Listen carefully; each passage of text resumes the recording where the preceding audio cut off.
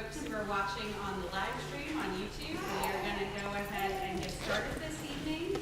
I am Mary Lee Nolan. I am the president of the Sullivan County School Board, and first and foremost, just want to say thank you. We know it is not easy to come out on a weeknight to make time to be here, and so it's really exciting to see so many folks in this auditorium tonight.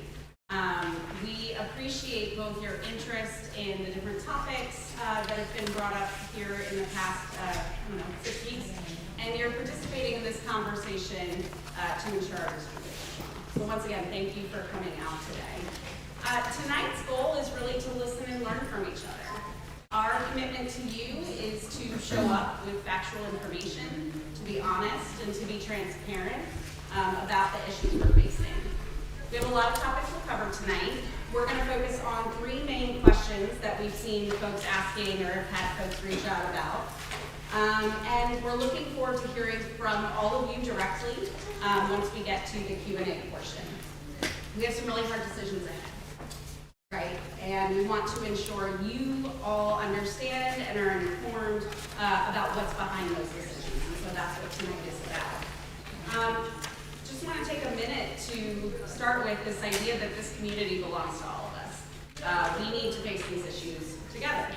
For those who don't know me, I've lived in a few different places before, and I have never seen a community that supports each other the way this community does.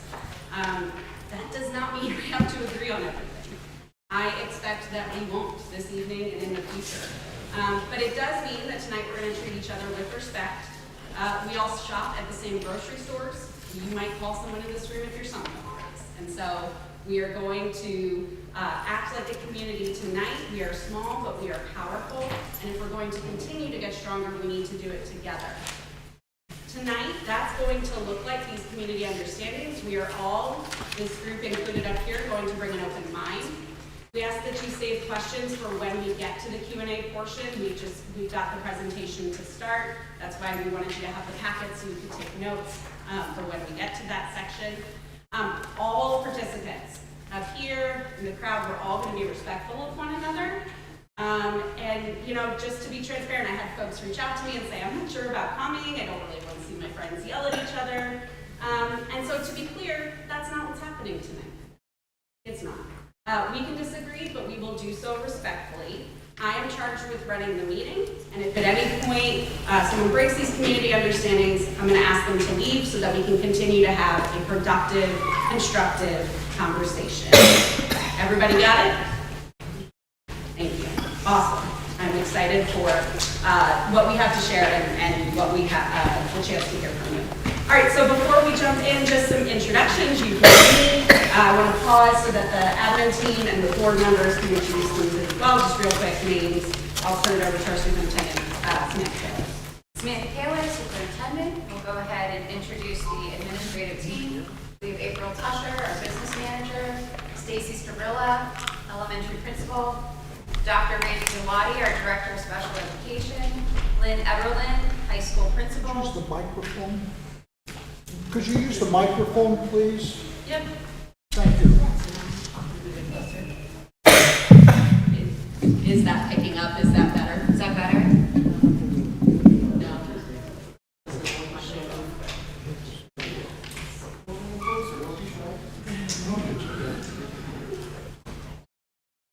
Can you turn this mic up?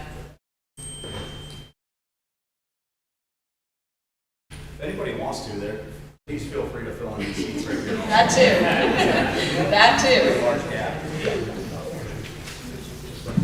Hello. Is that better? Mm-hmm. Great. Awesome. If I sit here, can you still hear me? Yeah. Great. All right, Samantha Kaler, superintendent. We have our business manager, April Tusher, our elementary principal, Stacy Strabilla, our director of special education, Dr. Randy Zawadi, high school principal, Lynn Everlin, Matthew Tubal, director of facilities, and our director of athletics and extracurriculars, Ethan Walker. Board introductions. Yeah.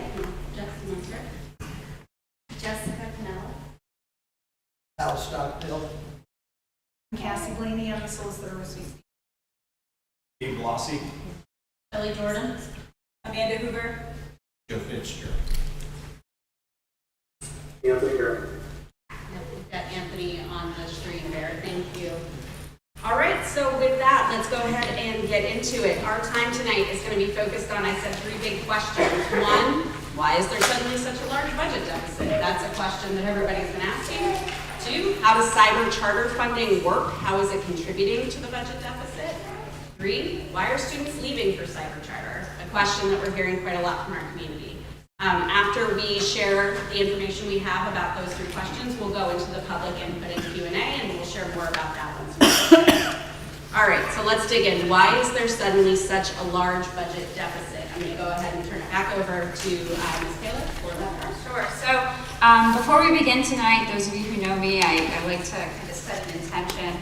I want to acknowledge something honestly, that this conversation is difficult. I acknowledge that. I understand that. There are going to be strong feelings here, differing opinions, frustration potentially, fear, concern in this room.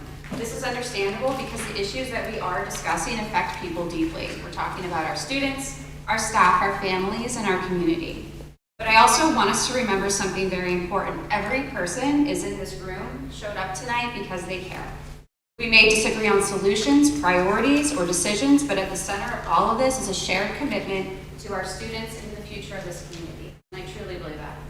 In moments like this, it can become easy to turn against one another, to assume the worst intentions, to divide into sides, or to forget why we are all trying to navigate incredibly difficult circumstances. I hope tonight we can resist that.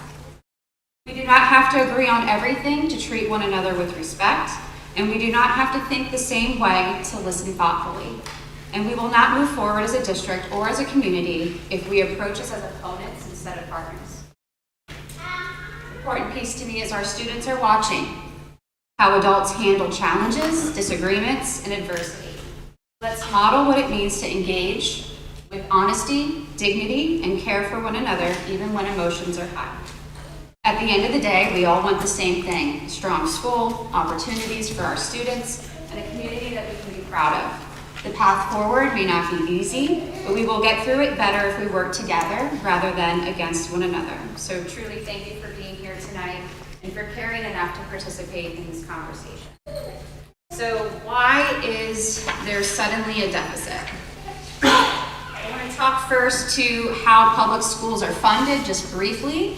If you were at any of our meetings the past month or so, we did have our budget presentation by your business manager that highlighted things in much greater detail than what I'm going to dive into here this evening. But essentially, public schools in Pennsylvania receive federal funding, state funding, and local revenue.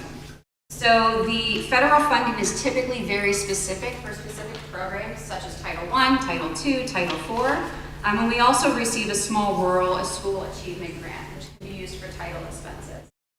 State revenue comes from a formula that accounts for various student needs and community factors. The formula distribution for each school district is a share of funding based on the school district's 3 most recent years of average daily membership. We're going to refer to that, you might hear it referred to as ADM, average daily membership. That's important, you'll hear it throughout the evening tonight. As well as factors such as poverty, English language learners, and including local tax capacity.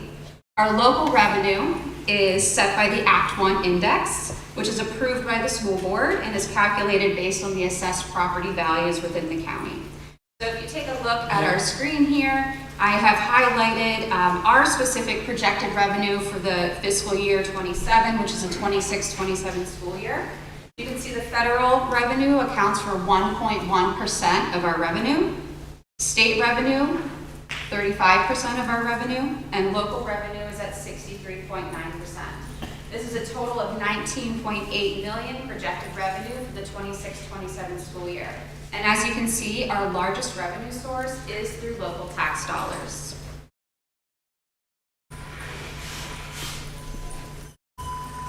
So why are we in a deficit? Putting it extremely simply, our expenditures exceed our projected revenues for next school year. We kind of attribute this to 3 things. Increased expenditures, and we're not calling out any of these specific categories or demographics. It is just fact of where we are. Cyber charter, we're at $2.2 million for next school year. Special education, $2.8 million. We had an increase to our healthcare costs in the district, an 11.8% increase. And we also have growing contractual obligations with the teacher union, support, staff contracts, things like that. Excuse me, the next thing is that we aligned our budgeted revenues based on prior year's realized revenues. So what that means is the governor sends out a proposed budget, and in the past, maybe those revenues were recorded based off of a proposal. So what we did is we looked to align them with what we actually have received in past years, because we know that we can count on the base of those prior years. The other layer to this is the declining fund balance. We had $1.9 million in our fund balance, which is essentially kind of like the checking account, so to speak, for the district, as of June 30th, 2025. And we plan to use $264,000 of this for the 26-27 budget to assist.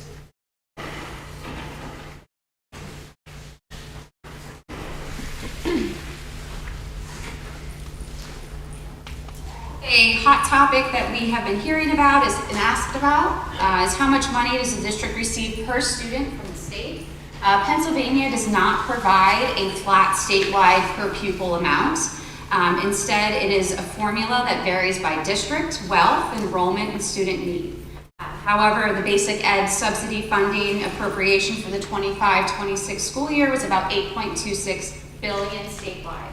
So that is spread across 1.5 million students, public school students, 500 public schools.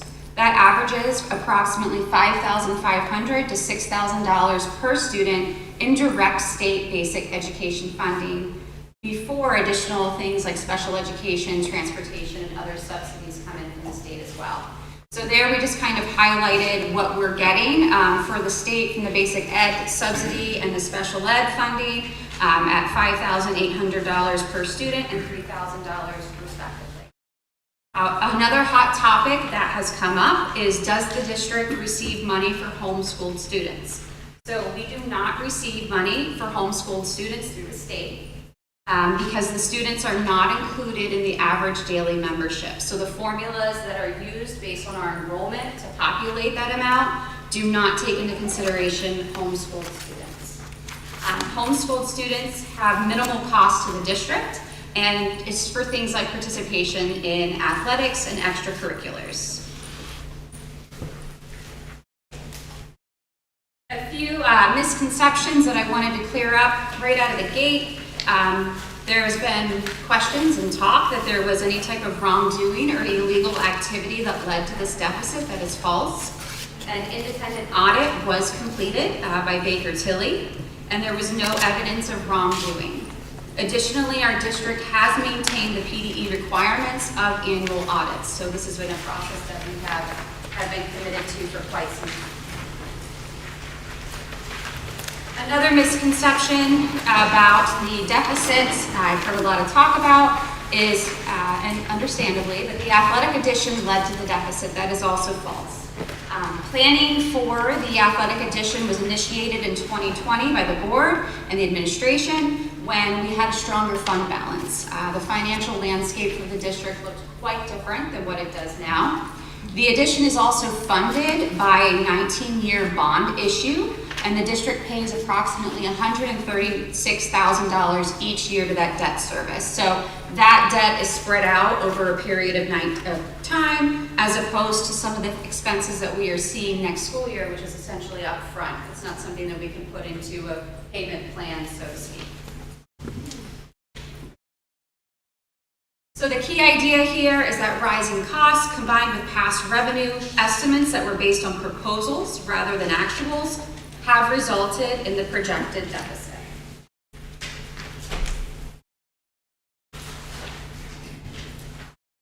That leads to, what have we done about the projected deficit so far?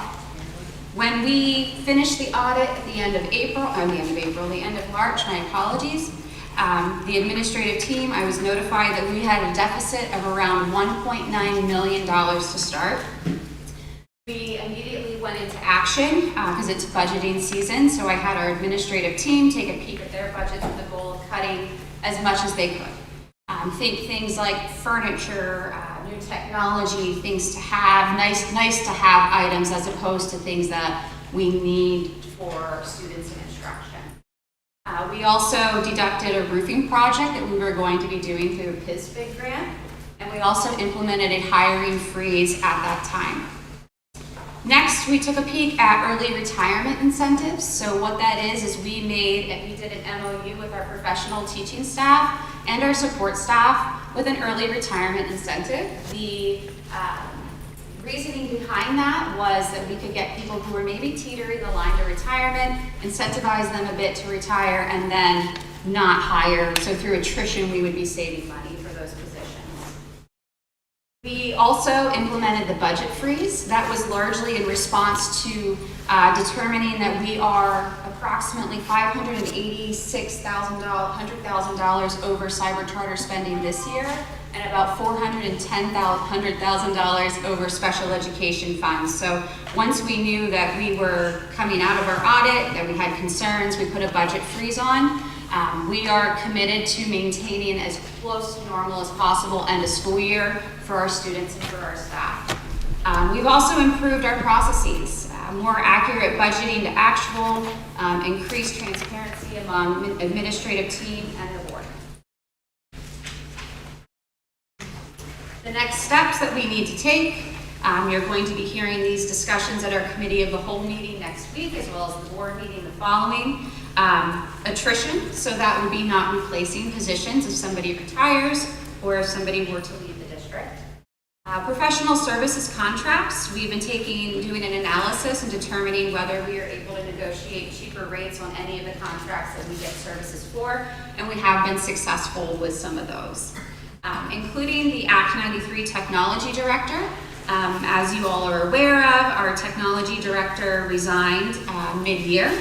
We did not replace that individual at that time. We are currently in negotiation to outsource those services, which would save the district's salary and benefit costs. And with the current contract that we are negotiating, we're estimating about a $30,000 savings by outsourcing those services as opposed to hiring a person internally like we have historically in the past. The next two are the heavy ones for sure.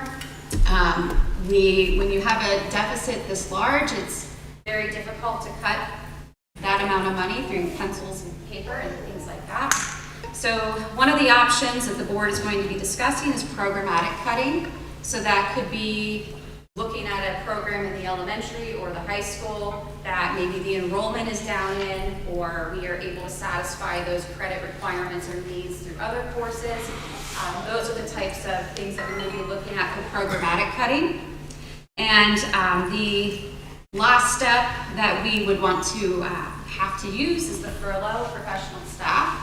Last month, the board did pass the resolution to furlough potentially up to 8 employees. That does not mean we are going to professional employees. It just means that we did the required paperwork, so that was an option. We didn't want to be at the end of this and not have that option. We are going to continue to negotiate those contracts, and we are looking at things equitably across all areas. So athletics, transportation, it's all on the table of what we can do with the least amount of impact on our students. So the budget deficit is an area that we are continuing to work through, and I will exhaust every option prior to programmatic cuts and furloughs. Next, we are going to explore the second topic of this evening, cyber charter funding, and I'll hand it over to our board president, Mary Elise. Thank you. Okay, so question number 2. This has been a big one that's come up. And you may be wondering, why am I qualified to talk about this? Why are we hitting it back to me? If you'll indulge me for a second, a little bit about me, because I'm relatively new to the area. I'm originally from New Orleans, Louisiana. I've been a full-time resident of Sullivan County since 2017. I have 2, soon to be 3, students in the district, and I've worked for charter schools my entire career, including now. It's something that's where I started teaching back in 2009 in New Orleans as a middle school ELA teacher. and then continued. I now work for the Achievement First network of schools. They do not have schools in Pennsylvania. They have schools in Connecticut, New York, and Rhode Island. But I very much believe in the idea of charter schools and what they offer. And so wanted to share a little bit more of my understanding of that landscape, because folks have asked a lot of questions about how this works. And then just also want to be clear, like, this is not about blaming families for choosing a different option. It's not. We want the students of our county to get the education they deserve, and if families truly believe that is elsewhere, we respect that decision. What we want to talk about is the system that's in place to fund this, and why we're running into some trouble there. All right, so really brief review. I'm sure everyone knows this, but just go with me. Defining feature of U.S. public education is local funding and governance. The federal government never came along and said, hey, everybody needs to have a school in their zip code. It was just over time, we opened schools locally. So schools have always been funded primarily through local property taxes. And so we have this tradition in this country of local school boards, local decision-making, and strong community control. Today, it's still very much the same as kind of when it started. It's a decentralized system made up of thousands of these local school districts operating under state and federal law. So just a vision of what this looks like, because it can be a little confusing. There at the base of the pyramid, you see our local school districts, which operate our schools. School boards, like this one here, we govern those districts. The role that the state and the federal government plays is a little different. The states are the ones in charge of setting requirements and certification and basically making sure that all the schools in the state are going to meet the same standard, that no matter where you live, you're going to get to go to a school that will be what it needs to be. And the federal government plays an even smaller role. The federal government provides targeted funding and enforces civil rights protections across the different states. So the key idea here that I just am going for is that because our district is funded primarily by local taxes from our community, this district is governed primarily under local control by this board that the community has elected. So what are charter schools? A charter school is a publicly funded school that operates a little differently. They have a charter or a formal agreement with an authorizer. That authorizer is charged with making sure that the charter school is meeting its goals and upholding its charter. This can be lots of different people or different bodies that do this. First charter schools came about in the early 1990s. The big difference between charter schools and traditional public schools is charter schools usually have more flexibility. Things like staffing, curriculum, operations. And so in return for that flexibility, they're expected to meet the goals of the charter.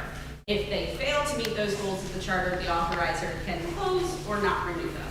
That's generally how that goes. So what about cyber charters?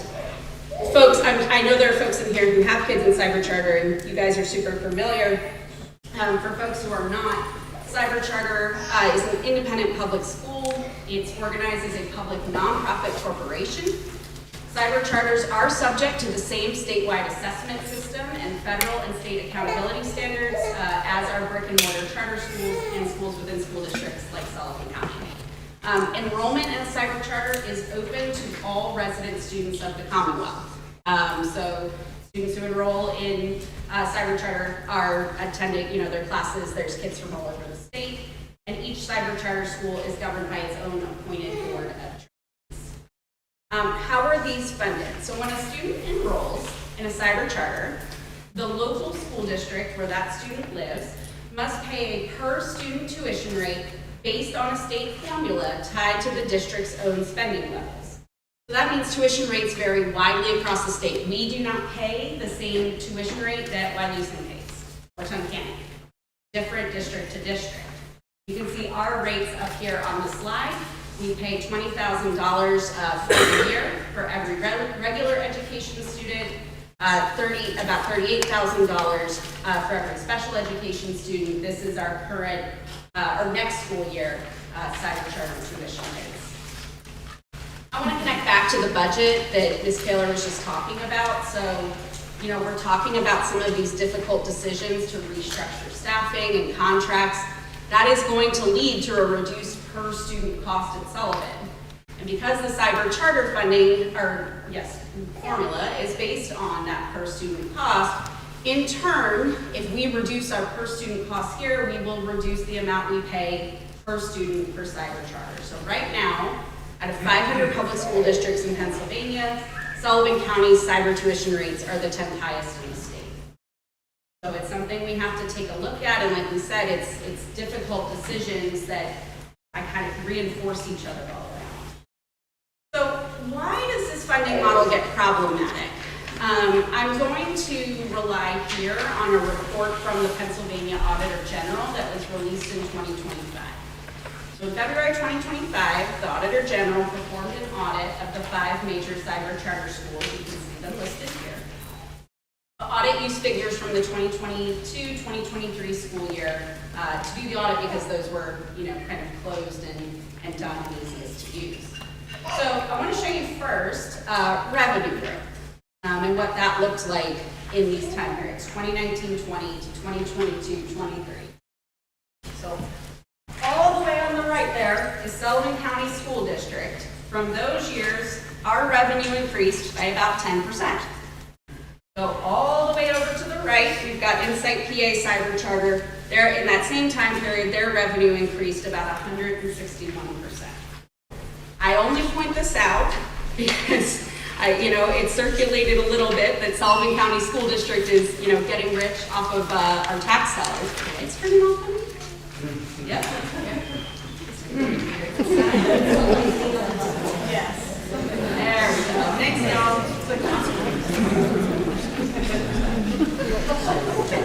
Yeah, that's a little scary.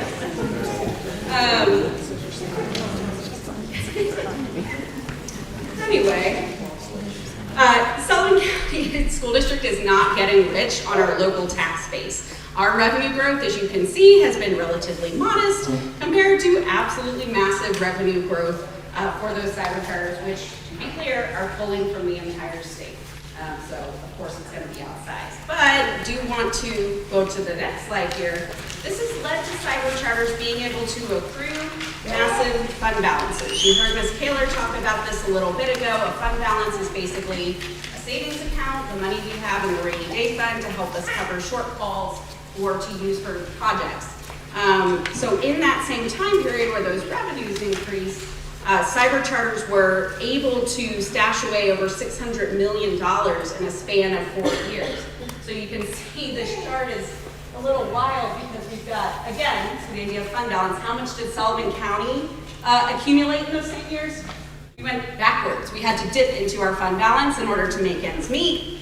And then you see 683.2%, like it's, even the lowest one is over 100%.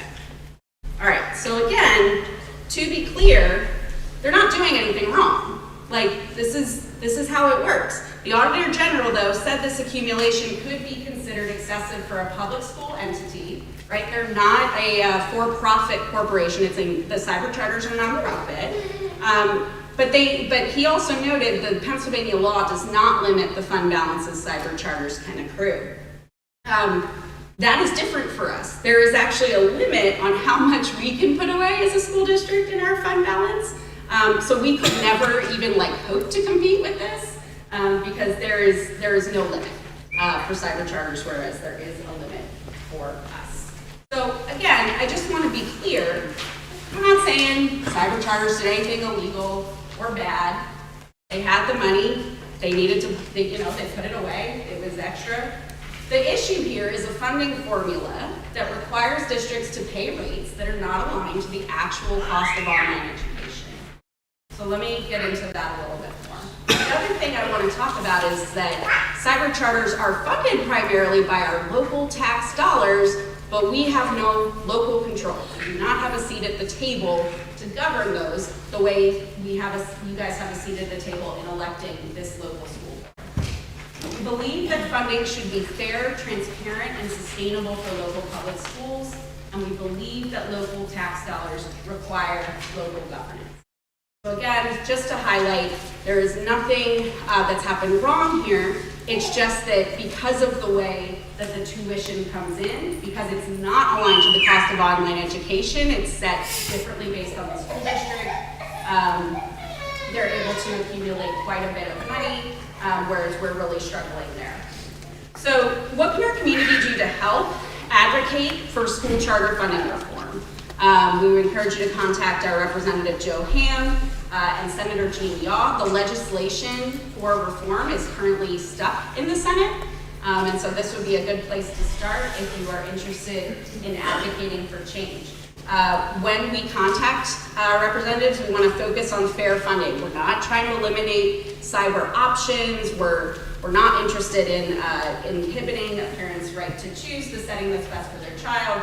We just want the funding to be fair and to be based on how much it costs to educate a child online. Provide and seek accurate information. We are going to post to the website by tomorrow kind of a fact sheet, a cheat sheet to kind of some of the different information that's in here. You have that information. And look, we're all here because we care about our students in our community. And so we hope that we kind of unite around that messaging when we're reaching out and advocating for this reform. Okay. So that brings us to question 3. So why are students leaving for cyber charter? Because that's certainly something we should be thinking about. Now, I expect we have some families here tonight who will share their experiences with us during town hall, but we are paying attention to this too, and so want to offer some high-level perspectives. First, it's really important to name that this is a statewide trend. This is not limited to Sullivan County. Across the 5 major cyber charters, enrollment rose by 16,000 students, or 60%, from 2019 to 2023. That was the time period we just looked at. In the past 3 years, enrollment has declined at some of those cyber charters, but CCA, for example, has continued to grow by an additional 44%, adding almost 9,000 students since 2022 to 2023. So this is across the board, and you're seeing this as a trend that families are choosing cyber charter. But, of course, we want to examine our trends as well. And so we want to speak to that here with Ms. Kaler.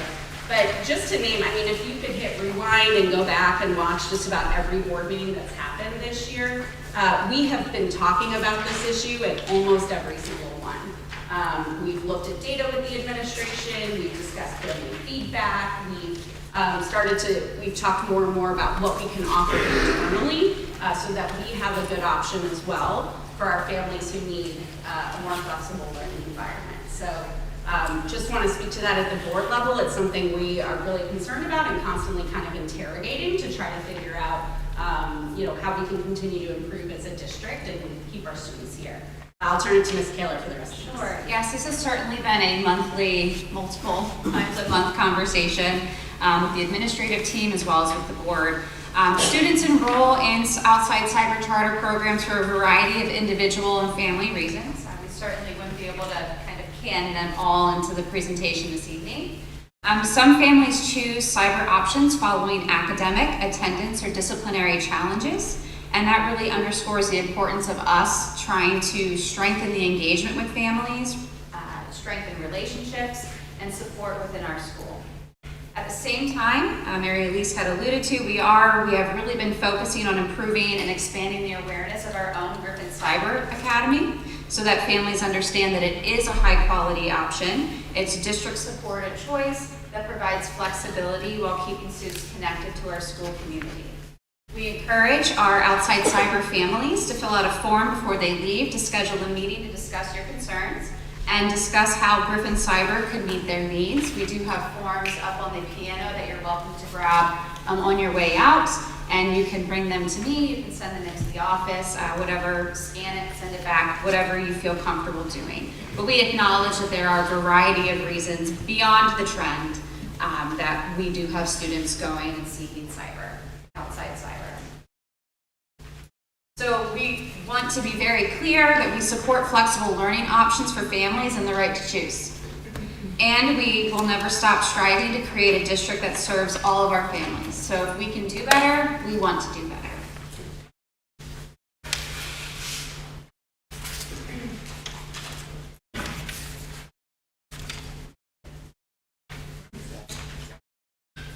Next, I want to highlight our Griffin Cyber Academy. This is not new, but I would say it's new and improved and getting revamped. We are continuously working on our own in-house virtual option.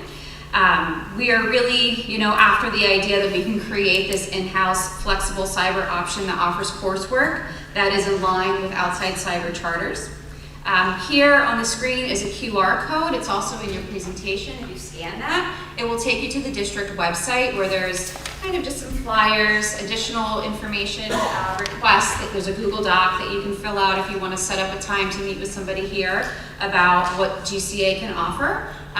Or if you would like to enroll your child, all you need to do is go and click and fill out the form. In addition to that piece, there is also the course catalog there, which was recently added, I would say, the past few weeks, that explores a lot of the options that are available for our students in Griffin Cyber Academy.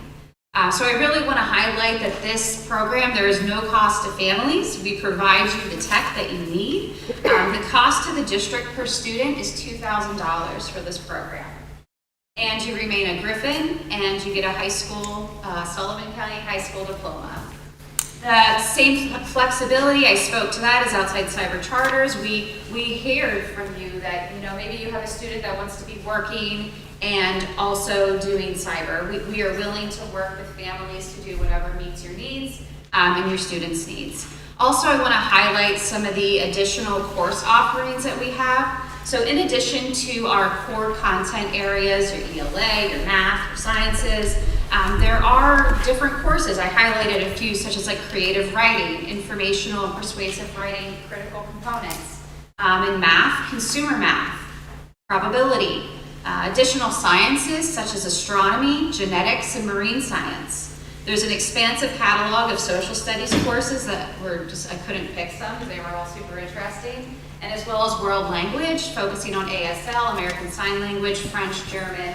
And these are in addition to the programs that we already offer within our district.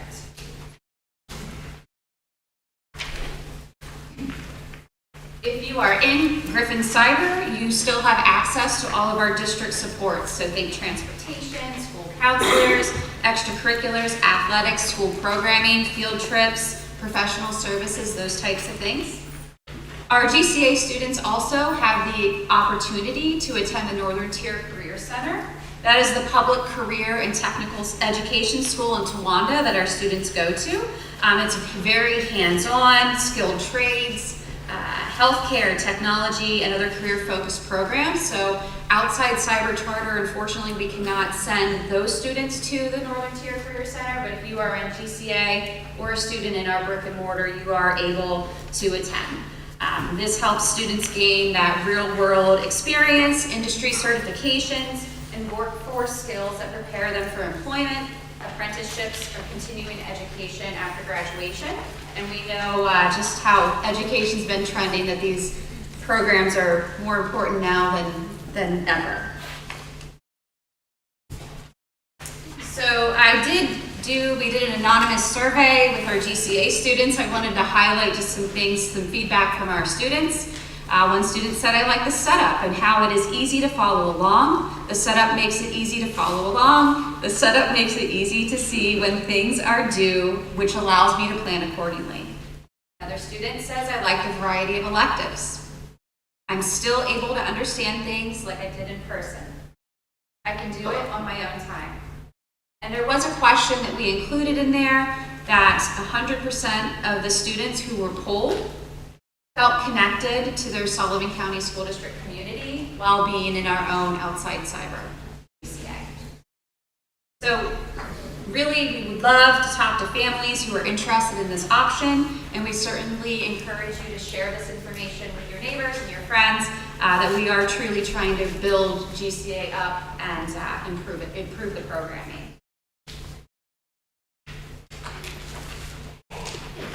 All right, so we said we were going to focus on 3 big questions tonight, and we've done that. We've worked through all of these, and so now we have reached the portion for our public input and Q&A. Just before we go there, just want to share what kind of happens next with the budget and these issues.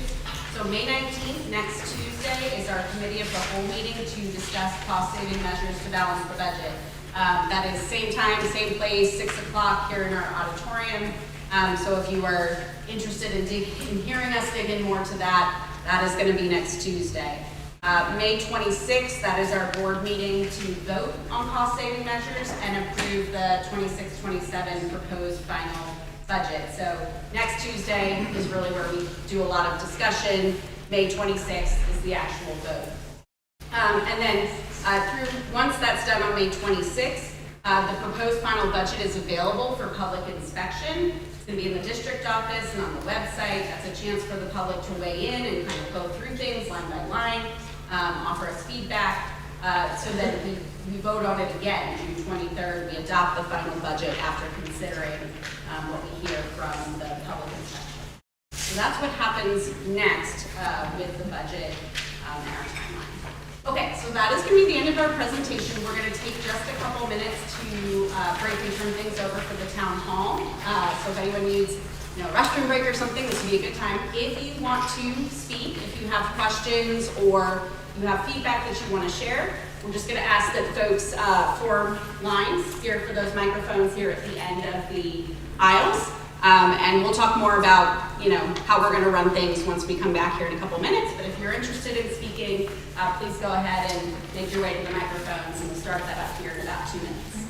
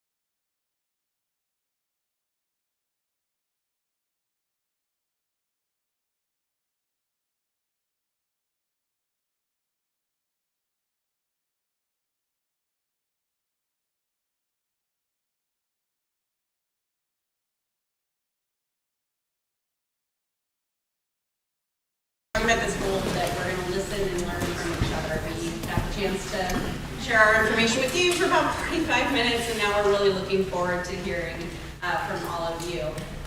So again, just reiterating this idea of community. This is our school district, these are our kids, and so we're excited to learn from you and have you take part in this conversation. All right, so some expanded community understandings for our town hall time. We already talked about the first couple. If you would like to ask questions or share feedback, we ask that you come down to the microphone so that everybody can hear you. We're going to ask you to state your name and your relationship to the district. So parent, resident, alum, teacher, whatever that may be. Each person is going to have about 3 minutes. How tightly I keep that is going to depend on how many folks are speaking.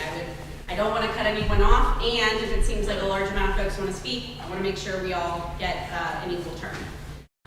We're going to ask if you're sharing concerns. Please do not name individual staff or students. Administration will follow up with you privately. It's just not the space to have that discussion. No one would want their kid or family member called out in a large public meeting. So we want to follow up with you. We just ask that you come talk to us, give us your names, we can do so. And then once again, I'm in charge of running the meeting, so I'll keep us moving and keep time, and just we get to hear from everybody. So, the floor is open, and we'd love for someone to get us started. Thank you. Hi, I'm Tom Adams, and I live over in Mildred. 2 daughters in the district. I'm a business owner, one of the businesses I run. And so I have a few questions. One of the questions is how many homeschool students are in the district? I'm asking how many homeschool students are in the district? Do you have that number available? Not on hand, but I can certainly get it. Do you have an approximate? I'd say 25. Only 25? Really? I don't want to misspeak. I need to look. I need to look. And I just want Homeschool. to, I was going to say, just to pause and clarify, like homeschool is separate from private school, is separate from cyber charter school. So depending on which you're asking about, I know she said 25 and there was some disbelief, but they get separated into those kind of columns. How many private kids aren't going to school and aren't cyber charter and aren't, you know the number for that? Not offhand. Those are numbers that we could provide in the. It stated that you don't get money for homeschool students or any private school students, right?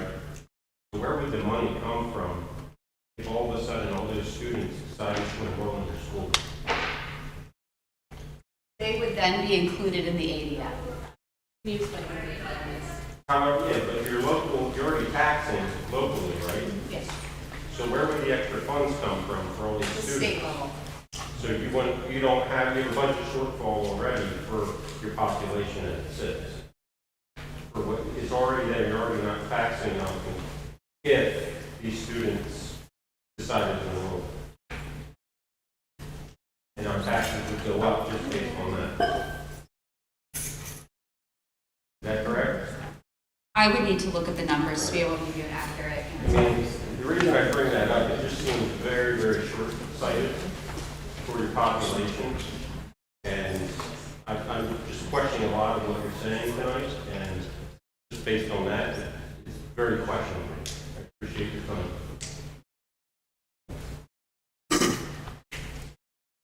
Hello, my name is Liz Pedro. I am a former alumni of Sullivan County. I have 2 daughters in the district, and was actually able to do my student teaching here as well. My question is, what does the student and even educator achievement look like for those students who are going to those cyber charter schools that are not in GCA? Are the PSSA scores looking different? Are we seeing the benefits of them being in GCA versus like the brick and mortar as well? So one way to look at that, we do not get reporting back from outside cyber students. One way to look at that would be getting on the Future Ready Index, and you can pull up and compare cyber schools, public schools, and go by proficiency levels, graduation rates, those types of things are available. So you would need to look at a specific cyber and then compare it to the district. So those teachers who are teaching via a cyber charter school that is not GCA, are they still held to the same accreditations, evaluations that our GCA teachers are as well? Yes. Okay. My name is Kathy Morgan, I'm a parent. My question is, you're offering a lot of classes on the cyber school that you don't offer here. So the students that wish to take those classes and still attend here, is there a place for them to be able to take any of those courses? We are exploring doing an independent study so that we have students within our district, say they want to take German, that they would have the option to have an independent study course, take German, and they would work out of the library for a period during the day. That will be available someday to everybody? I mean, because That is the hope. That is if the they hope. do want to take it, then their only option is to go to cyber school. Yes. Yep. That is what we're working on, trying to roll out for next school year. Okay, thank you. My name is Sadie George, and I have two kids still in district, one that is currently doing PA Cyber. My questions would be in February board meeting, when I came and spoke to you about the first threat, there was almost $2 million in unallocated funds. And then after an investigation in March, there was I can speak to that. So our audit wasn't wrapped up until the end of March. So the way that those figures get audited is it looks at revenues and expenditures from that audit year. So the year that we were audited was 24-25. So then that fund balance is then used to offset any expenditures that were above and beyond revenues. So that's the difference. There was fund usage. My next question is, I know that you have to pay for the kids to go to cyber, but what is the amount you keep? Percentage of each school district? 30%? So what would that be according to your module of funding per student? So when we look at what we get from the state, that's what we showed this evening, per student approximately, but then you also are taking into consideration local revenue. So the majority of the money that we are spending as a district to outside cyber charters is coming from local revenue sources. Taxes, local taxes. Yeah, I'm just confused. I think if I Like what can percent stays here, like what money symbol stays here, I guess. Sure. So I think, are you maybe referring to like what we are saying we spend per student, like in district? So I think the figure is $28,000 versus like the 20,000 that I think. Is that to clarify? Is that like what you're asking? I'm asking like, so I can't remember what you said it was per student that you pay for cyber school. 20,000 for regular education students. Okay, and Yes. what do you keep for each student? Not all of the funds follow the students. Like what do you keep? So I think it's hard to phrase it about what do we keep, because the way that we allocate the money, like we don't sit down when we do a budget and say, the district's gonna spend $28,000 per student this year, right? Like the way that the state breaks out everything is like, what are your expenditures versus, divided by your average daily membership. And that's when we arrive at that $28,000 figure. So it's hard to say that we spend $28,000 per student because, in fact, we have special education students that require above and beyond that amount. So it's hard to put an exact dollar amount per student. When we talk about like what we keep, I think that's where it gets confusing. We're not keeping money. It's just that we're not sending out what the state is saying we spend per student in-house. The other piece of that is this figure of $20,000 is for regular education students. We're paying nearly $40,000 for special education students in cyber charter. We have, I think, 18 currently enrolled, so that's double. So we're not really keeping money in district. We're actually sending it to those special ed students out to the cyber charter schools. My other question, I noticed when I was going through the old board meetings, we used to have like the amounts and like how many students at each cyber school, regular education. Numbers aren't there anymore, and I was just clarification. That? Sure. I think we've been sharing just total students, but not out to each school. Not at each school. Yep, that's great feedback. We can add that. And then my other, this is just more of a statement, I guess, like my issue with putting my children in the urban cyber is that the biggest reason to pull them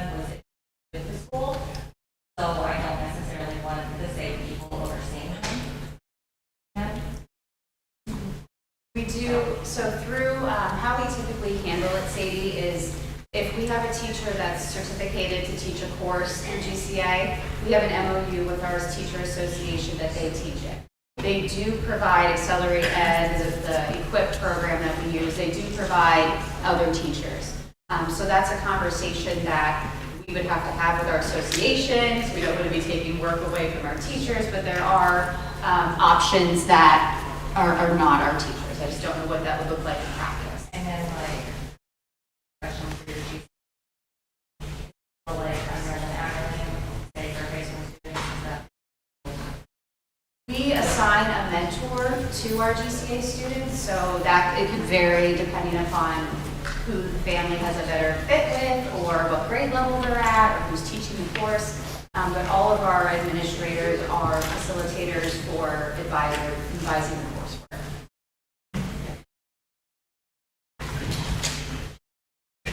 Tom Adams, Senior Mildred. I had a question for the facilities. How critical is the roof for repair or this conditioning again? So the most critical one is being done this summer. The other one is being delayed for 2 summers. Right. I think it'll last. Yeah, we had evaluations done. That's it. The facilities are very costly. I was on the Williamsport School Board until I moved up here. And my direction for schools and at Williamsport is really for anything to be successful, you have to have a good, I think everything we have here and the things we encourage kids. I think we have to get back to the roots of our family, our nation, what the founders were about. There's lies that have been told about, there's been revisionist history. I'm not blaming this school about it. The revisionism has been alive in the country since 1876, July 4th of 1876. The American Labor Union was started in Philadelphia, and that was the goal to push the Christian ethic out of historical documents and whitewashing American history. And that's a core problem, I think, that we see in our nation, in our schools. Proverbs 14:15 says, I can bring it up, okay.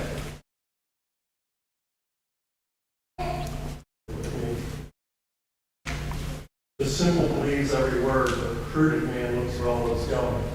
I'm not saying we're being snowballed. What that point is about education for our kids.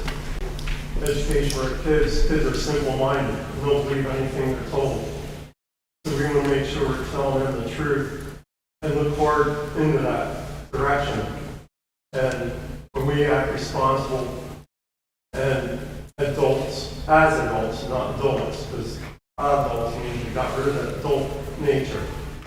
And so we want our kids to be wise, use their education in a proper way, and that our education is doing them justice. So thank you for your time.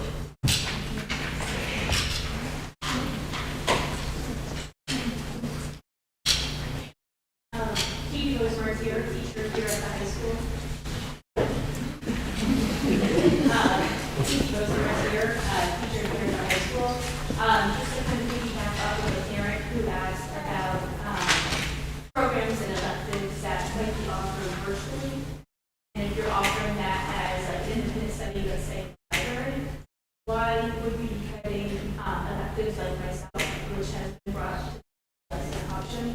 And if we have only one teacher for, let's say, art, K through 12, and I don't know about other elective programs, but the teachers that are being considered to be surveyed, a lot of us are electives. I would not like to see my students, my own children, sitting in the library taking maybe German when, a program like mine, maybe I could expand what I'm teaching within my credentials, and if we could try to save our elective.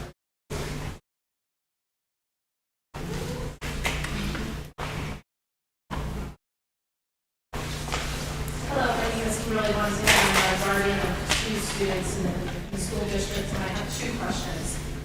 First being, as much as we appreciate the level of detail into the presentation, one thing when we're in the audience is that the level of detail could have saved us for not having this conversation. So my first question is asking, I guess I understand that we are here now, but what are the lessons learned to make sure that we're not going to come here yet again?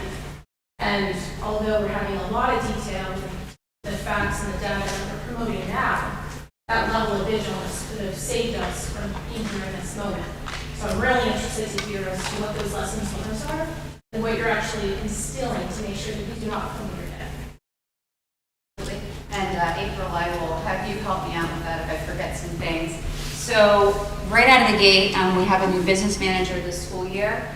It's no secret that the past couple of years we haven't really had a steady individual in the business manager seat for the district. We had a resignation, we hired another business manager, I think he was here for a month, resigned, and then our former business manager was working, I don't want to say part-time, but essentially. So currently having somebody in this seat full-time and completely focused on the work has been a help. That's actually how we've been able to uncover a lot of the issues that were happening prior. And again, there's no indication of any illegal activity or wrongdoing, but there certainly was a presumed lack of transparency between the board and the administration and even among the administration. So we have really been intentional about educating our administrative team on the budget, their role in that process, and communicating that information with the board. We have been having regular, up until recently, regular finance committee meetings with work session. April, what am I forgetting? In addition, the board has tasked all administrators, which we're a new administrative team relatively, but has tasked all the administrators to do like a state of the district. And so that's been, I think eye-opening for the board members, just to really dig into the details of each administrator's role. Yeah, I'll just speak to that real quick and then, sorry, Kate. You're asking a question that I've been asking myself pretty much every day, and I think all board members have since we first started being engaged on this. And I think speaking to the clarity of the documentation that April's been able to provide us to really see, not just what are we budgeting for each bucket, but how far along is the spending, some different ways of looking at multi-year growth, or considering not just this year, what is it going to cost, but in future years.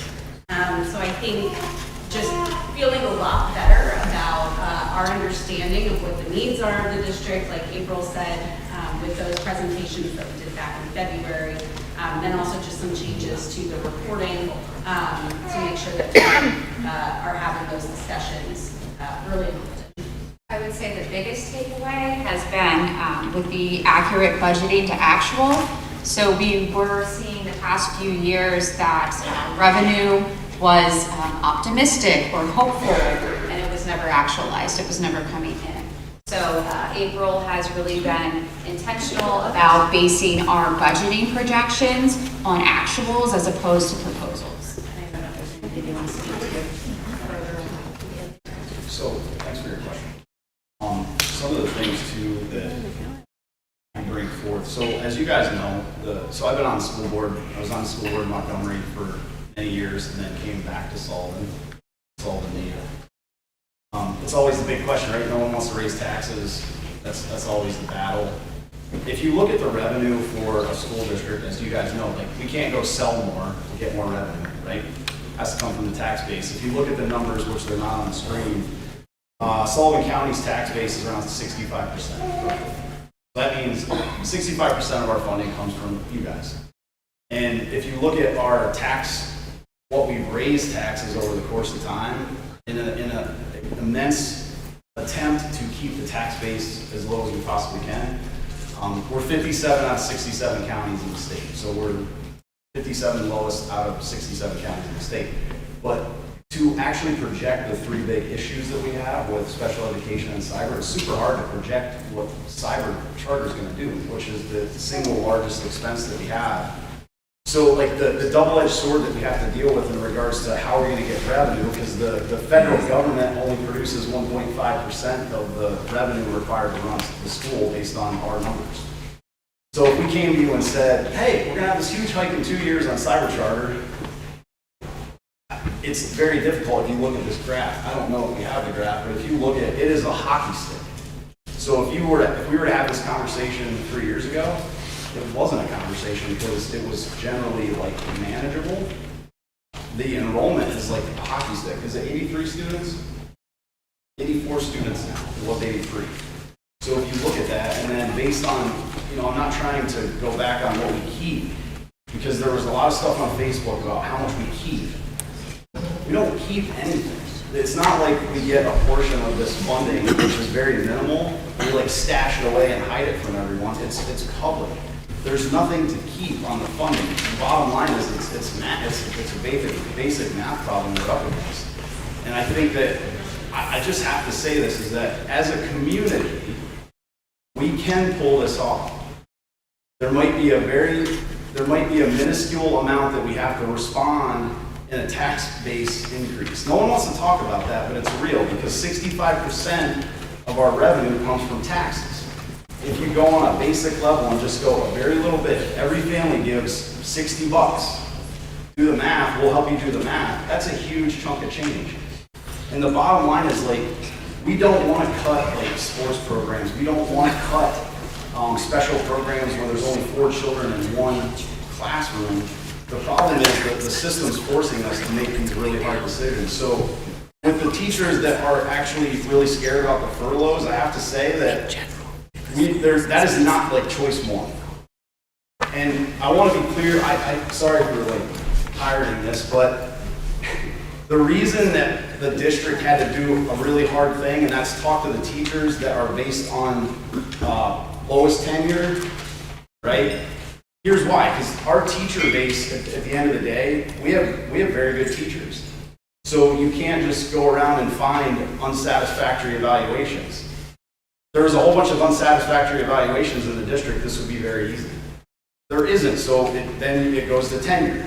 And then that makes it really hard, because guess what? The person with the lowest amount of time here happens to be the reason that we did what we did, and that the teachers had to be told about this, just so you guys don't panic, is because that's how you have to do it. We can't surprise these teachers, so I know that's a scary thing to have, but I'll speak for the rest of the board. That's the last resort. Like, we're not going to take the easy road out and just furlough teachers because, well, that's easy. We'll just save all these salaries. Sorry, I'm on a ramble, but I have 6 kids in the district. I do absolutely care about this situation. And I know that I've been like hammered at the gas pump about taxes, but if we just crunch the numbers, the community gives a little, we give a little, we crunch some numbers. Buying 6 basketballs versus 12 is not going to get us there. These are big numbers. Like, not buying new bats for the baseball team next year is not going to get us there. So, I'm past my 3 minutes, I think. Yes. But you hit on a very important thing, like, how did this happen? The things that actually, the things that created this is very, very difficult to forecast those things. Because it's choice, right? Sorry. So I'm really glad that, and I appreciate that level of feedback. That kind of leads into my second one. And you're kind of hitting the nail on the head of what that second point is. And it's really talking about the communication thing, right? So we talked about why we're here, what's led to us being here. Look, we talked about possibly the next steps, and I saw the slide, right, where it's listing these things, and I heard feedback that, well, we have the program cuts and the furlough teachers is going to be our last day. We're going to do all we can to not have that happen. Well, then that leads to my question, what's the communication plan? And what I mean by the communication plan is the involvement of the students. So as I stated, I'm a guardian of 2 students that are in the district. A student had come home and told me of an email that was sent to the staff with very detailed information, kind of what we're talking here tonight. The teacher in the classroom shared with students. So as a guardian, I don't understand how we say it's about the children, but yet we involve them in adult conversations. I'm sorry. Go ahead, keep going. So that's point one of how we're communicating to their kids. This is adult issues. These are adult conversations. Lack of adult vigilance that led us to these conversations. So we're now having them make these life decisions. Understood. That's for adults to have, not children. Teachers are also communicating to students that, oh, when you have this event, this might be your last one. We might not be here next year. Students are thinking, well, am I going to have a music program next year? Am I going to have that particular sport? So it feels like the Wild West. And what I just heard, when we talk about furloughed teachers, there's an order of operations. As a resident, that sounds great. However, that doesn't seem to be the experience. Because someone who was just up here before me has been here for 15 years. And she's been communicated that she's on the chopping block. She's a tenured teacher. The math is not mathing. So, students and these two individuals that come home every day are telling me information that adults have. So, what I would really love to ask is, what is the communication plan? What are you going to do to keep these adult conversations with the adults, provide a level of confidence for our students, and not let them go around and come in and be like, I don't really know what tomorrow's going to be like, and I don't know what next year is going to be like. Valid concerns and points. Within the past few weeks, off the top of my head, it was brought to my attention that professional staff members were discussing this topic with students.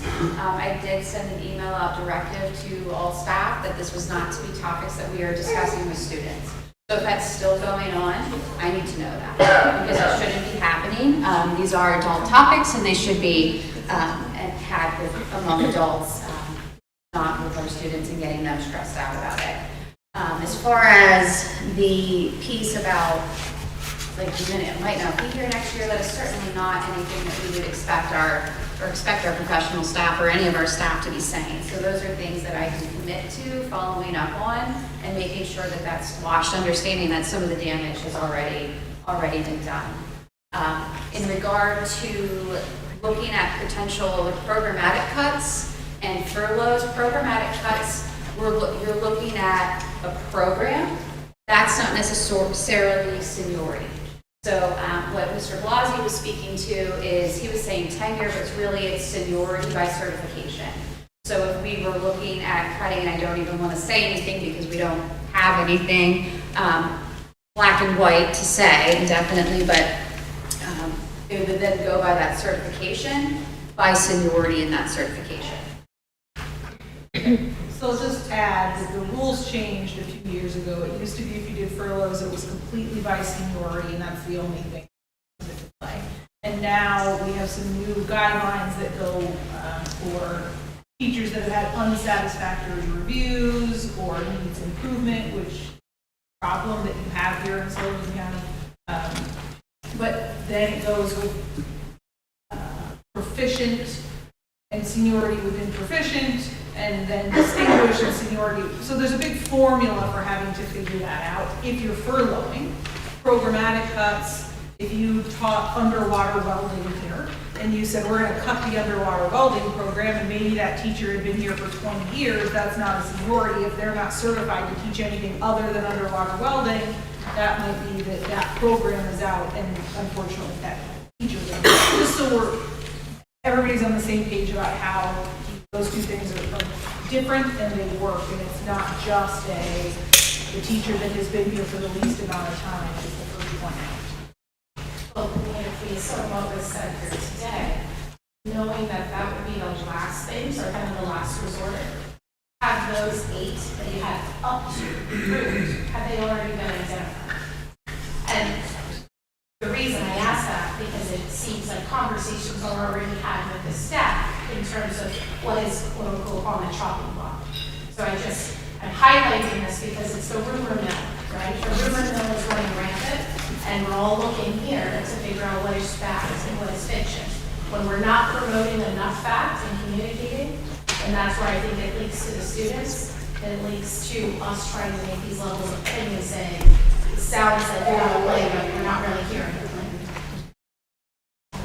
Yes, what happened was yesterday, the administrative team, myself, we sat down and had conversations with numerous staff members who may potentially be impacted.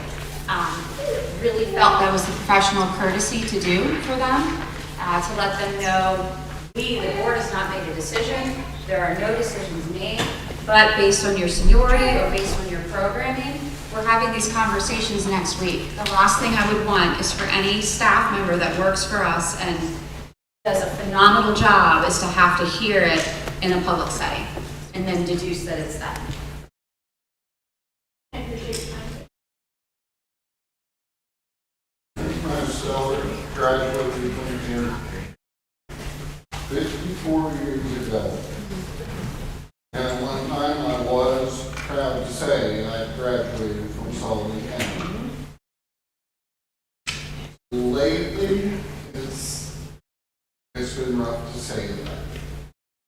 What I would like to know is, there's a couple questions, but you're saying it's like $22,000 per student for charter cyber school. What does it cost per student to have them here? April spoke to that briefly, if you want to just reiterate with. Sure. So based on the way that People in that. Sure. Based on the way that the state says, how do you deduce a per student cost? You take your overall expenditures and you divide it by your average daily membership. And when we do that, based off of the 24-25 numbers, we come to a figure of $28,000. For regular education, for this current year, 25-26, we're paying $20,000 for a cyber charter student. We're paying $38,000 for a special education student out to cyber charter.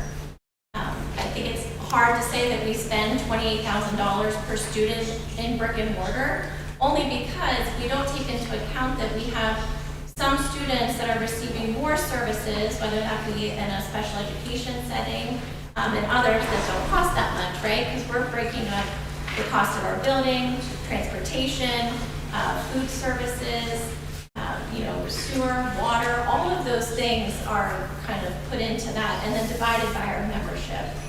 But I think it's worth speaking to that some of our students require additional services, and Dr. Swati may be able to speak to those as well, that cost above and beyond what the state would say our average cost is per student. Yeah, if I can, sorry. Yeah, no. If I can real quick, I was having trouble understanding this because I wanted it to just be a flat math problem. Like, where is the difference? How does this work? And so what April's talking about in terms of calculating that per student cost is just flat math. All of our expenses total this, our enrollment is this. So one thing that kind of helped me to think about it is, like, imagine a third grade student.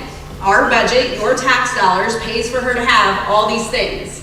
The bus driver, the fuel that fuels the bus, library, counselor, cafeteria, workers.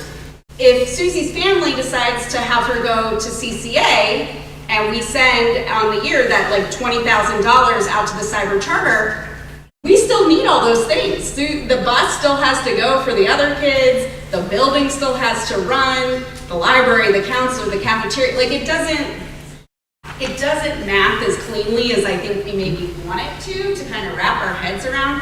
Like, all these things still have to exist to run a school district. And so when that essentially revenue leaves with the child, we still got to pay the bill with who we have left. And so that's why we went into kind of, how the funding works and how it kind of contributes. So I'm sorry, I'll turn it back to you.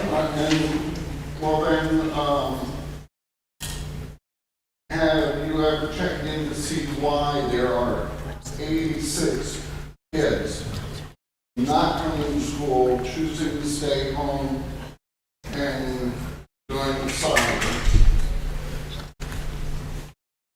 And also, I was very surprised to find out that my tax dollars, which I thought were going here, are also going to his kid to stay home and be cyber school. That's not fair. But you want fair taxes. And Dave, I'm sorry, if you were to come up to me and say, hey, can you chip in $60? Not today, buddy. Not today.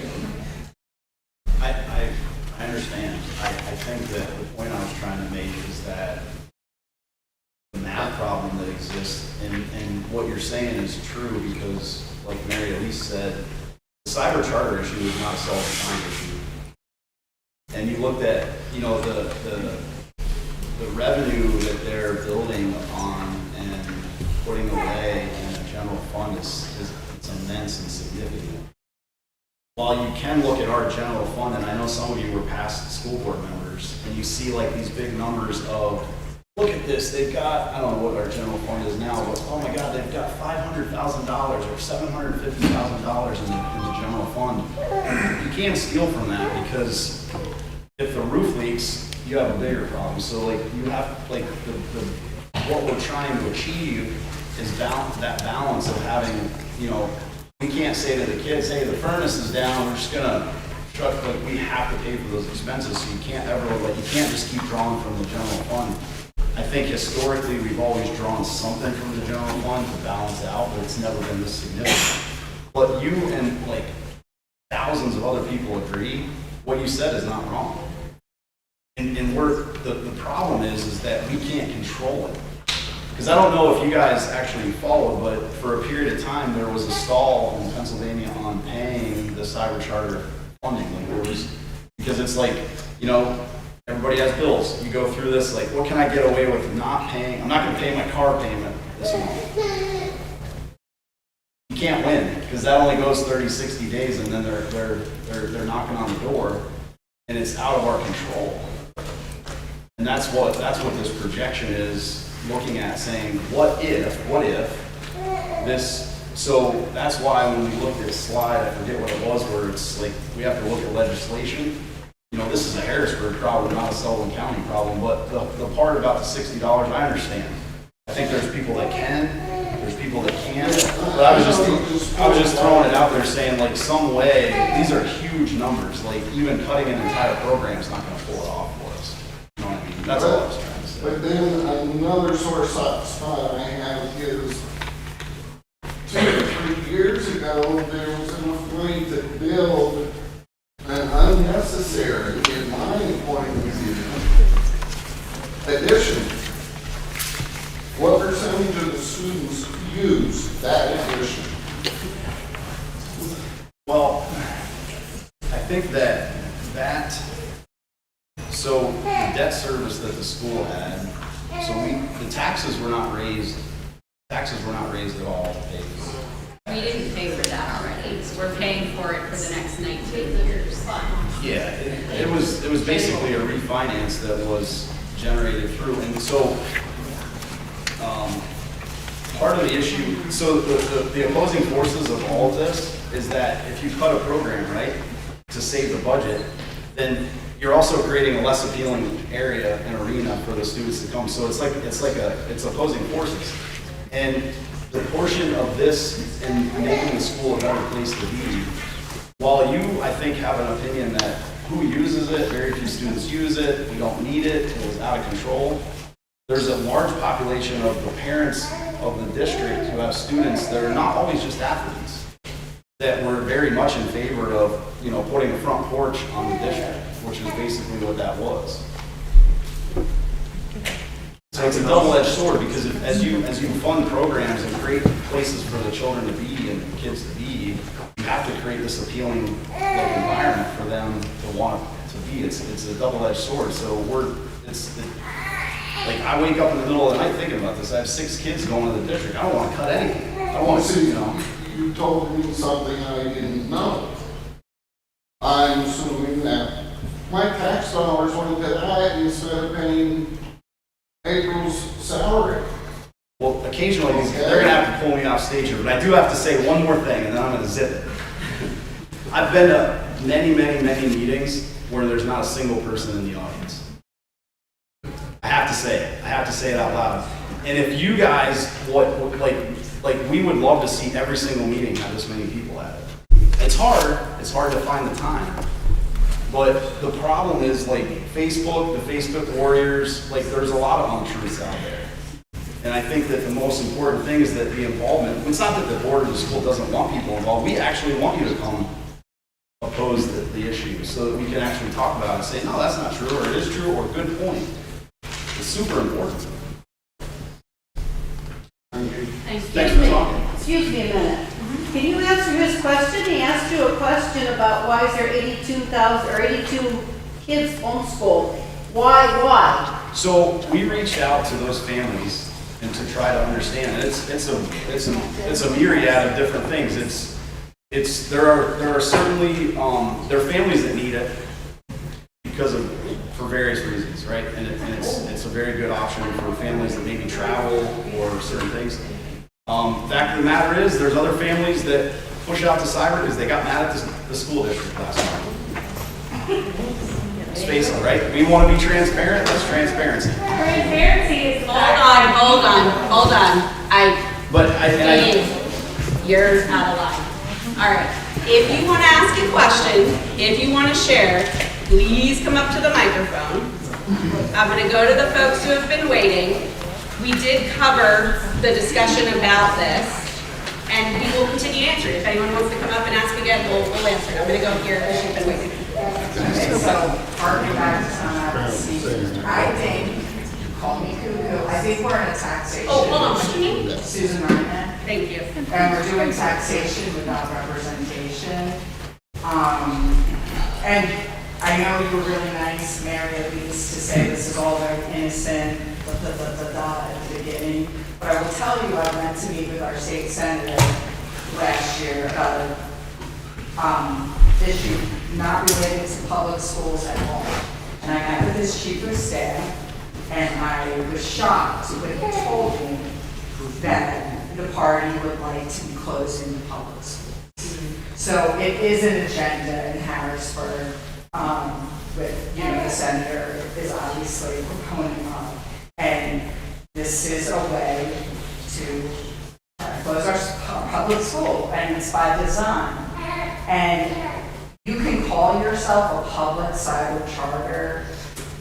You were a charter school teacher, so you probably know that they're not public schools. I think that they are for-profit entities, and the people who are proponents of them probably, I tried to look up, they don't have it on their website, the PACCPS. I'm sure that they're an AstroTurf group that is funded by for-profit companies. And so this is yummy for people who want to make money off of it. Because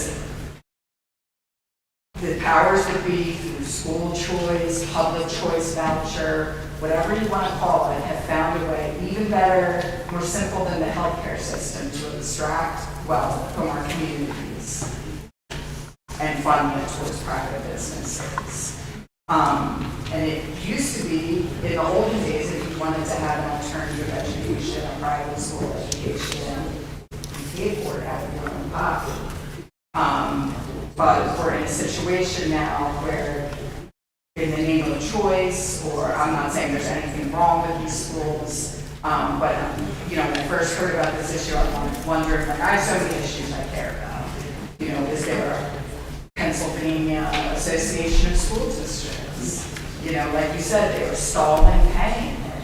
Like, why should we be doing these wealth transfers? And you might have to toughen up a little bit, just like we did back in, the taxation without representation case. Because I don't, and I'd be totally wrong, but probably with some investigative journalism, and that we would find out that that's the case. And again, if you want to give all your money to billionaires to educate your kids, then go for it. But I would do $60. I mean, I love the school. I use that sign all the time. I don't have any student athletes. Just the creepy lady who lives next door. So, but I'm a child, I'm a teacher, so I can invest invested. But yeah, I would like, talking about how do we get in this situation. I hope you guys, I got the picture. The big rumor is that we contain money, but we don't pay for it by students. And it's not retaining money. These are wealth transfers out of the county, out of the county to who knows where, so, yeah, I wouldn't give up any avenues that you might have to not paying those until something, if they're not gonna, pass on the law or whatever. Sorry, I hope that makes sense. Yes, thank you. Hi, my name is Michelle McCarty, and currently I'm a taxpayer for this district. So Sullivan County requires more credits than the state requires, right? So how does that work if a student were to transfer? We are taking a peek at that policy currently and aligning, or going to be presenting that to the board and the curriculum committee, looking at aligning more with state averages for credits. If we were doing any type of transition back into the school, we would be doing an individualized plan, meet with the family, meet with the student, and see where credits align and what they would need to do. In some cases, there might be an extra requirement, such as like the financial literacy course that's required starting next year, or there could be instances where they've already accumulated credits and, outside that would transfer in and relieve some of those. We also offer waivers for like required credits in ninth grade. The student wasn't here. We have the opportunity to waive that credit by the school. Okay, also, I think you had said $38,000 for special ed going out to cyber. Yes. How much do you guys bring in for special ed students? So again, it's not really like what we bring in, it's more like the But you bring formula. in more for special ed students, right? We bring in an additional $3,000, so $5,000 for reg ed and then an additional $3,000 for special ed, for the state. Okay, right. I was Yes. gonna say, that's not That's everything together. correct. Yes. Okay, also, David said you have reached out to people. My kids are cyber chartered. I get letters all the time, verify your address. I never got a letter asking me why my kids are cyber. Thank you. I know people are having trouble hearing you back. Is this mic on? No. Yeah,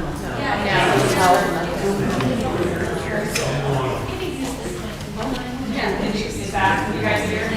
No. Thank you.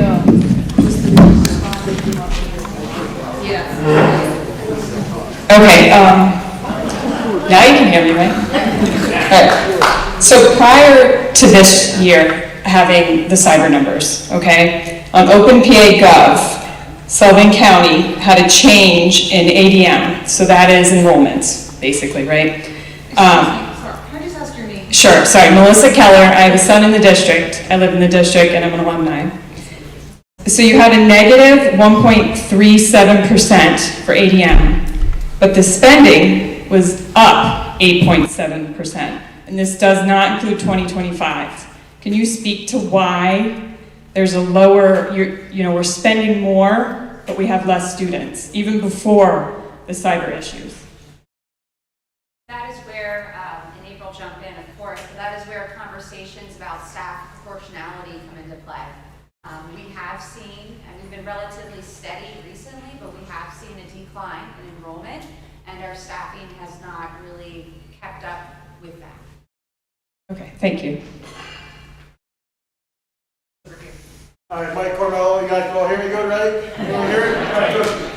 First off, I just want to say, just a lack of accountability that I'm hearing is just, not, at one point I need to apologize. I mean, this is all on your backs. You guys run the school, correct? Yeah, you're responsible for the budget. Everyone up there is responsible, right? I've heard, oh, the business manager left, the last business manager left, now it's on April's hands, blah, blah, blah. But at no point, at any point in time, has anyone just said, we apologize. We're going to try to work through this. We're here. We're accountable for this. We did this. Because you did. I mean, you're responsible. So, with that being said, also, and I've talked to a lot of people, and a lot of people have things to say about, once again, students now, not being disciplined, not being held accountable. good students having to suffer because we're trying to take bad students and give them snacks and take them to the gym and let them just spaz out in the classroom and take all the other students away.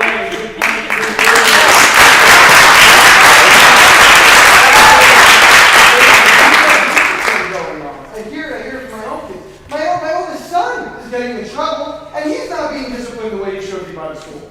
It's just, what's going on? I don't understand it. It's just ridiculous. Other kids touching girls' asses and not parlaying behinds, and not even no police being called, no nothing. Same kids that are already being in trouble for choking other students multiple times, telling the student that was choked, oh, you go to a different bathroom, you don't go here anymore. How about disciplining the kids that are bad? We're giving kids that are behaving badly treats and rewards. We're breeding criminals. That's what you're doing. They're kids. They're no different than training an animal. Oh, I did a bad thing. Now I get a scorecard with 10 signatures, and I get treats. Well, I'll keep doing bad things. Why would I behave good if this is what bad behavior is getting me? I have to do less work. I still get to go on field trips. I get scorecards. I get snacks. I get taken out of class. I don't have to do. It's absurd. It really is. It's just, I wanted to say it because I know a lot of parents share the same sentiment, and something's got to give, because that's clearly a giant reason why parents are pulling their students from school. It just is.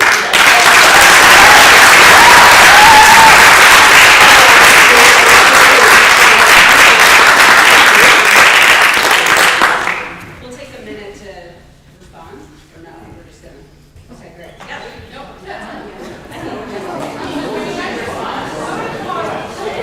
Well, I'm going to respond a little bit because looking at the average age of people in the crowd, myself included, we probably all were in a classroom where a paddle hung on the wall at one point in time, right?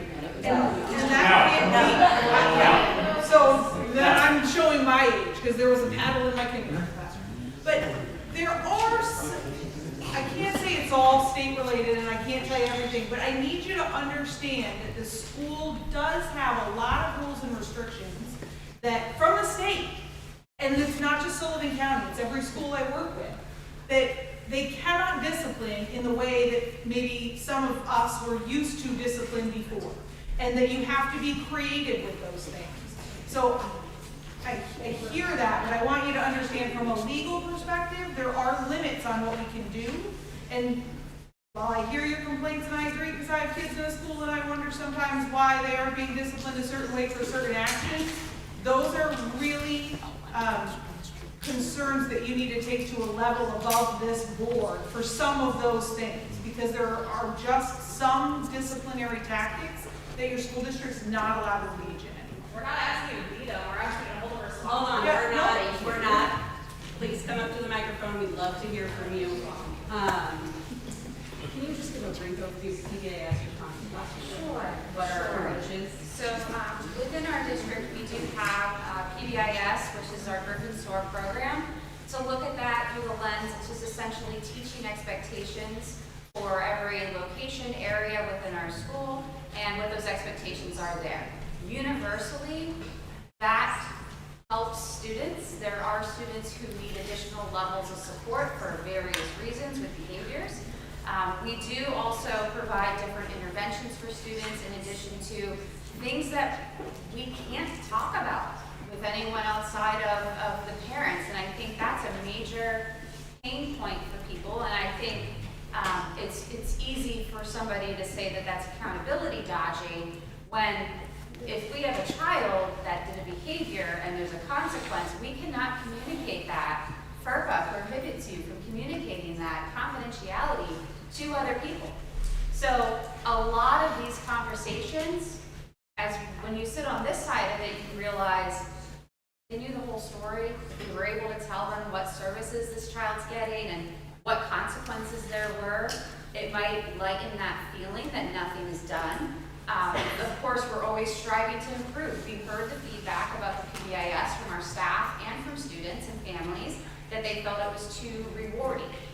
So this past school year, we have focused a lot on responsive classroom training for our professional staff. That's things like teacher language. That's things like having logical consequences that match behavior.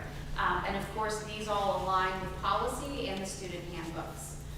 So Stacy, I don't know if there's anything that you want to speak to specifically, because I know PBIS and responsive posture are certainly in your wheelhouse, not to put you on the spot. So just looking at the last 3 years worth of discipline data for the district as a whole in both buildings, our number of behaviors has gone down every year. It's gone down. Hold on, no. We're not doing know for a fact you're not being this. reported. Sir, So you're just, Hey. you're fudging the numbers, is what you're doing. we're not doing this. Thank you. Go ahead, Stacy. Mr. Carmel, I don't know what I don't know. So if somebody's not reporting that to me, I can't address it.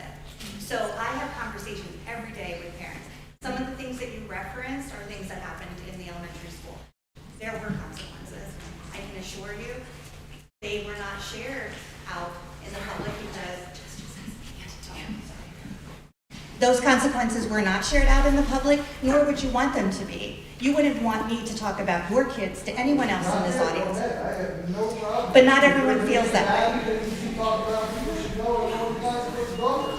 You need to stop hiding things. The consequences. You need to be publicly shamed and publicly shamed. The consequences are listed in the handbook. Underneath all the categories, all of the disciplinary procedures are listed there, and that's what we follow every time. When something is given to us, that's what we follow. Yeah, so listen. I hear that this will devolve, and we've been having a productive conversation. So, want to reiterate a couple things. One, like Stacy just said, like we heard Sam say, this is the kind of stuff, come talk to us, and if you're not satisfied with the response, that's where you go to a principal, you're not satisfied with the response, you go to Sam. You're not satisfied with Sam's response, you come to us. That's the chain of command, that's how it works for us to be able to resolve issues. Listen, we hear this loud and clear. We're looking at handbooks, policies, like all of that is publicly available, and we can continue that conversation, in a productive way to say, like, hey, maybe the way we've laid it out in our handbook, actually most of our families don't agree with. Let's talk about that. That's the kind of change that actually leads to something. And so I would love to, if folks want to continue to speak about this, please come up. Don't get into those personal situations, but give us feedback. That's what we're here for. I lost track of what side I'm on. This side.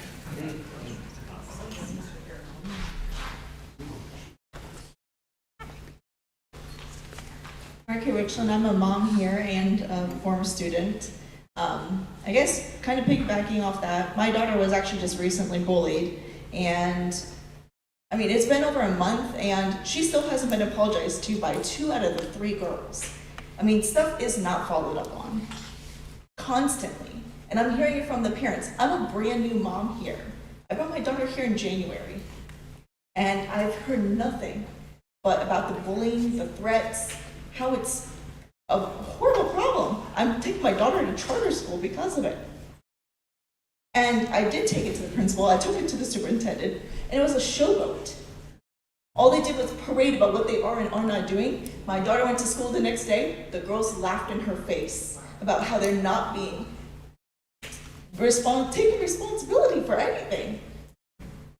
So how are we gonna come to you if they're not being held responsible? How? That's an actual question. If you're not taking these kids responsible, how are we coming to you and you're not taking them responsible? My daughter's a brand new student here, and she comes to me crying because she hit a girl with a frisbee on accident, knocked out a tooth, and then these girls are sitting there picking on her, and then threatening her, making gun-pointing signs, crossing their fingers over their throat. You gotta be kidding me. And then you're telling me that a resource officer is the only police officer who's allowed to be part of this conversation. That I can't call the police to make threat to put these kids responsible? You gotta be kidding me. You gotta be out of It's Mark P. Richland. And my daughter's Lily Ann Fisher. That can't be a thing that this school is allowed to stand for. These kids actually have to be reprimanded. You're not holding to these handbooks you're telling me about. The dress codes, These girls are having their fannies and their hoo-haws out during gym class. You can't tell me they're not, because my daughter comes home, she goes to other schools, and that was definitely not allowed. It had to be halfway down there between their knees and their thighs. And I said something, and guess what? The next day, the next week, 2 months later, still out. So when are we going to say something? When are you going to do something? That's what I want to know. When? When are you doing something about it? You want to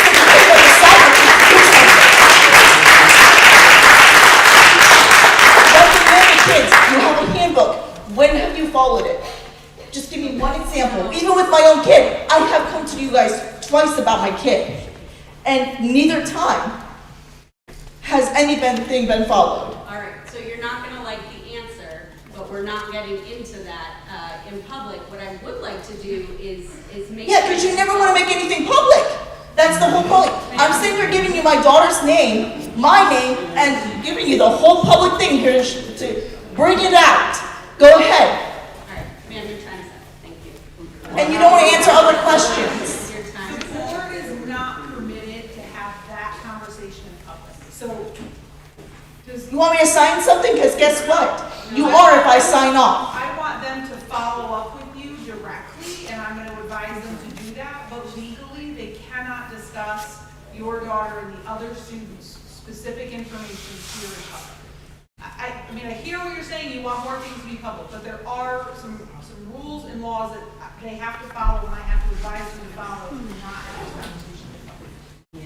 Okay, and my other question is about the teachers. No, Are you guys sending out any surveys about the teachers to the parents or the students? Or are you guys going by your own standards? No, you have to go by the state standards. Okay, but I just want to, I mean, that's a valid question, asking for parent input on teachers and potential furloughs, but the state doesn't allow us to do that. There's a very specific legal path that has to be followed if there are going to be any furloughs.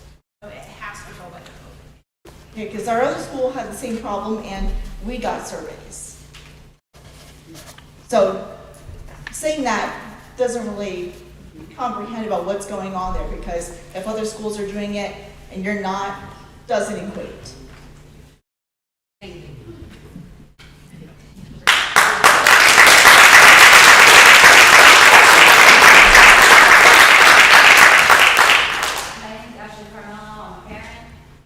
I want to say you're telling us to bring concerns to you, to the board, to everybody sitting here right now. Here we are bringing them. And if we could just put the PC answers down for a minute and genuinely hear our concerns and take them in, maybe we could do something about it. Maybe we could get somewhere. This presentation was wonderful, looked great, had great information, but hasn't answered anybody's actual questions yet. It was the only one who started giving us answers and telling me no line. When you said people have left in the last month because they're getting pissed off at the district. You got a room full of people pissed off at the district, and we can't even have that conversation. So what are we bringing to you? I'm listening to you now, ma'am. Go ahead. But you still haven't given any answers to anything. We're sitting here saying we're so far in a deficit, and we have all these kids going to district. You have parents here telling you now why they're going. What are we doing to change that? Yeah, so I mean, this is part of the process, right? What we're hearing from the public tonight, the last few speakers in particular, is that we're not satisfied with the way discipline's being handled at the schools. Even, it's not just discipline, that's just one of the issues, because parents talk, we all have the same issues. That's only one of them. But you say you've asked people about that, so you should be aware of the conversations the parents are having with our issues as well. What are we doing about those? Right, so, sorry. Let's just have an honest conversation. Yeah, Don't come up with one that sounds good for the public. Let's just have a conversation. Yeah, I mean, hold on, let me answer first, and then I'm gonna let you. It is the process of listening. We have heard feedback before. We've been here at the board meetings talking about it. We've pushed for different improvements. We've talked about our academic results. We've talked about the student climate. We've been having those conversations. Changes happen to the handbook, to the policies, etc. I see you shaking your head. That's fine. You don't have to believe me. But it happens. That is our job. And so, listen, I'm going to let Gabe talk, but I just want to say, like, that is an ongoing process, and I would invite you to come sit in this seat every second Tuesday of the month and talk to us regularly and tell us we're not doing a good enough job. How about right now? I hear you right now. Thank you. Yay. What I was gonna say is, you're right. Like, obviously, you guys see I'm pretty shy and I probably took a lot of the board off, but like, I'm gonna say it just from my own personal opinion, board or not board, I'm a dad in the district, I would like to hear from you. Okay, and I'm just gonna say this out loud. Shelley mentioned that she did not get a letter. We have to be more diligent with listening to the problem. I was under the impression that you did, I'm sorry, but we certainly can follow up with that. But like what I was trying to say in regards to the taxes is it's not a tax, not just a tax issue, it's an all things issue. What I want to do is convince the people that have their kids in cyber to come back and figure out what the reason why you're doing it. And honestly, because I don't want my kids to not have a program or not have a baseball team or not have a class that there's only 4 kids in that they should be able to actually have. There's got to be a way to figure this out. And I also agree that there absolutely are families that should be in cyber for some reason, right? Like there's reasons why. I'm sure there's people that are like, look, I can't come to a brick and mortar school because of these 5 things. That's fine. But if we like work together, we can figure this problem out and figure out, and I'm not going to get into the specifics of some of the issues but I do know they're fixable issues. Because if I got deeper, it would kind of get into this. So, but there are things we can do that would offset costs, but we have to do it together and we have to just listen. So I'm going to say you're right, and I'm going to also say as an elected board member, you guys put us here, right? So we have to, like, I'm just going to say it, if you're not getting answers from the chain of command, I didn't get any emails from you guys, I'll be happy to write it down. I can give you my work email, my cell phone, or my school email. Blow it up. Blow it up, seriously. Because we have to figure this out. If we could get 40 students that are currently in cyber that are dissatisfied with the district for whatever reason it is, 40. Do them, it's a math problem. If we could get 40, we could figure this out. Yeah, it's $800,000. There has to be a way. You're right. Thanks for saying it out loud.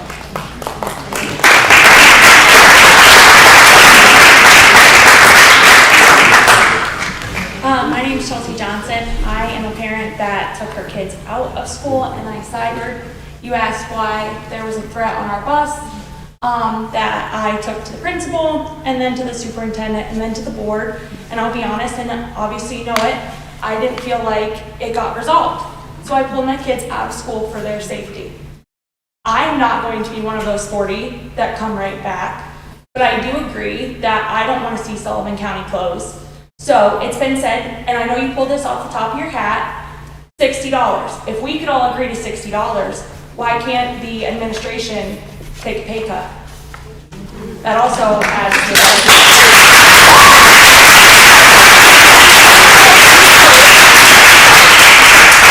this is true or not, but it's been said that Sullivan County has one of the highest paid teachers, administration, whatever. And I'm not asking you to give up half of your pay, but a little bit from us and a little bit from you would give you back what you need, show us that you're serious about caring for the kids and the school, and maybe you get those 40 kids back. I'm not bringing my 2 back, but it's a serious suggestion. So.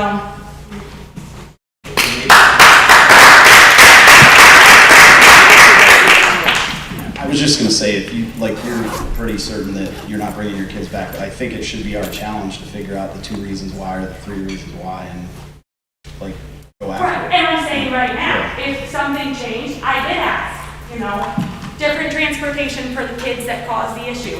My kids weren't the ones that caused the issue.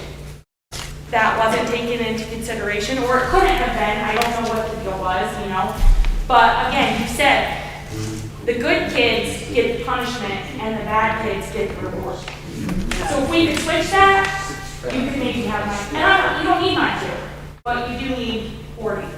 You do need however many. If you could switch that to punishment for the bad and rewards for the good instead of vice versa, maybe it would come back to you.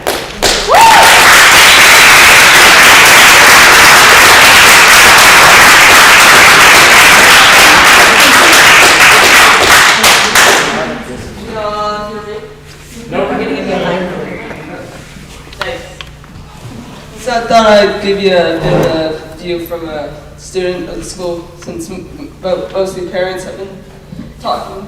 So first of all, I think I'll talk about the discipline issues. Like, you should see my ancient history classroom second period. Like, seriously, like, and it's usually the same kids, to be honest. Like, and I believe today, I'm not gonna say his name. Let's just call him G for now, and not to say names to anyone, but still explain what they were doing in their punishments. And he was acting so bad that he had to sit out of the classroom because he had to be separated and sit in the hall because he was segregated. He didn't really have to have the teacher watch over him and tell him to do his homework. In fact, he mainly just spent the entire class period goofing off.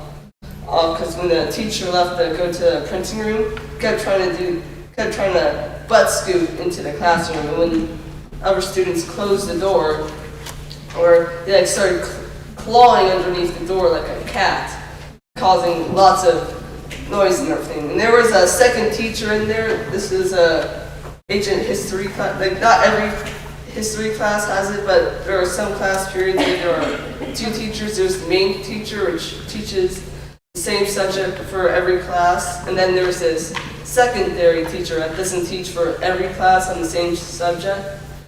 But they would basically be like an assistant teacher.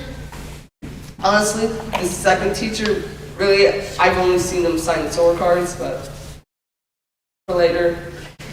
If they were in the classroom and did nothing about that, there were even times when I've never really seen the second teacher do much about discipline actions. Like, the most I've seen them do is ask me how I was doing work and saying, "You're a good kid, you know, want a store card signature?" Something about that. And let's talk about bullying. Like, I've been bullied a lot. Like, I reported me being bullied multiple times, and it's usually a lot of the same kids. Like, sometimes there's a new kid in school and it's him. Sometimes that kid leaves school, you know. But usually every year I go to the office about the same kids. I mean, I don't hear about the punishment issues. Maybe there's some good reasons why they don't get punished, but they don't really learn anything about getting punished at all. Like, I remember that there was this mom. I'm sorry. You were talking about how your daughter and her bullies weren't exactly learning anything. In fact, you even made fun of her because she reported it, right? Well, in fact, I was even made fun of, like, I bet the office is getting tired of you coming to them. Like, honestly, I eventually just gave up going to the office about getting bullied. I mean, eventually, like, it's a slope. Sometimes it gets worse, sometimes it gets better. Usually it's without the office's help. So, I mean, I'm not saying the office doesn't try anything. Like, there are some, like, when I go to the office, no, like, 1 or, like, 2 days, like, 2 to 3 days to a week where they don't do anything, but after that they start doing it again and I have to go back. It's like a cycle. Sometimes it just keeps getting worse after that cycle. And I'm not saying that the school is doing absolutely nothing. I'm just saying that they're not doing that much of a job. You know? And I'm going to be honest, there are times when I should have been got to the major. like, including today, I admit, I probably should have gotten a major for the way I was acting, but. You're going when you get home. Should not have said that. Like, honestly, I was laughing so hard during a Keystone test that there was snot coming out of my nose.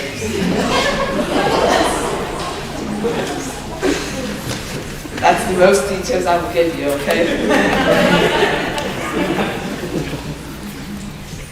But the most I got was like a warning, and during the second module I was able to redeem myself.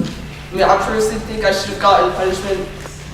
No, I mean, I'm not trying to sound like I'm complaining about not getting punishment or anything, like, thank you for that, but from the another perspective, it probably wasn't the best thing. I probably should have gotten a major, but thanks for not getting me punished, I guess.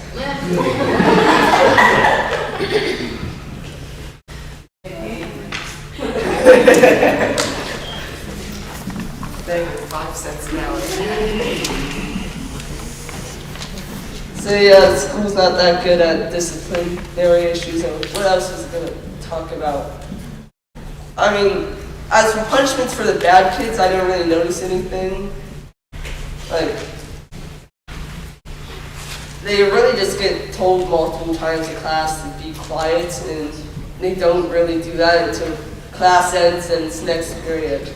And I don't see them get written up a lot. And honestly, I've been told this by a teacher personally. I won't say the teacher's name, but I've been told, like, there were these kids, they were acting horrible, they were causing a loud disturbance, and they had free time, yes, but because they finished work early, but they still could have kept it quiet, they still could have talked at it, they still could have laughed, just chuckled at, just muffled it a little, covered the mouth as they were laughing or something like that, just be a little bit more quieter because I was still working that kind of stuff. I can ask the teacher, why aren't you writing these kids up? Like, they definitely should have gotten like 2 to 3 minors today. And the teacher responded, kids like them just don't care if they get a minor. To them, it's just like a sticker. Like, other kids who are good and well behaved care about that minor. Like, minors don't really act as a punishment for people. Like, I mean, I've gotten minors before, and I suppose that the worst thing that's happened is that I came to the office and I talked to them about it.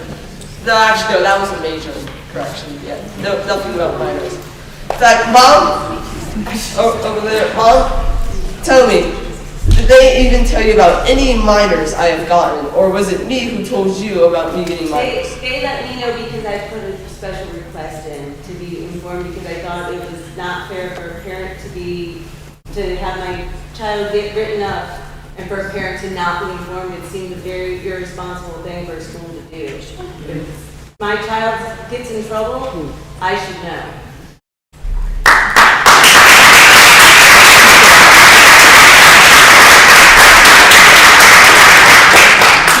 I'd like to ask another mom, does any mom speak up? Have you been told about a child being a minor? Not a major, but a minor. No, never. Nope. Thank you. Not done yet. I know, but Let the kids speak! I mean, I feel like my value here is pretty important since I really talking. Like, you've heard like 20 adults speak, but only one child from the actual perspective of how the school manages the actual teaching of an actual student who their job is to take care of and educate. I feel like it's important to see from their eyes. Sorry about keeping you awake there and stuff. I just feel like I should at least inform everyone, give them a proper perspective from the eyes of the student of how they are being taught, how to be educated, how to be disciplined, what actions are happening, what goes wrong in school. Yeah, I appreciate that.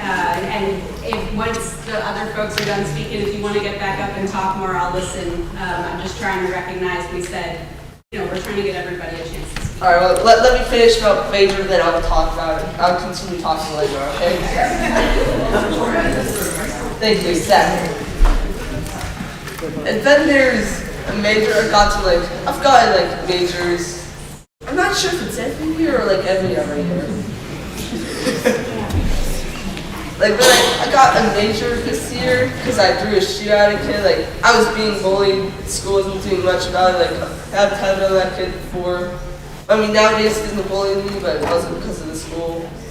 So I'm kind of that bad and threw a shoe at him in a gym locker room. Well, I won't say the kid's name. Anyways, so I got written up of a major, like first major out of 20 minors.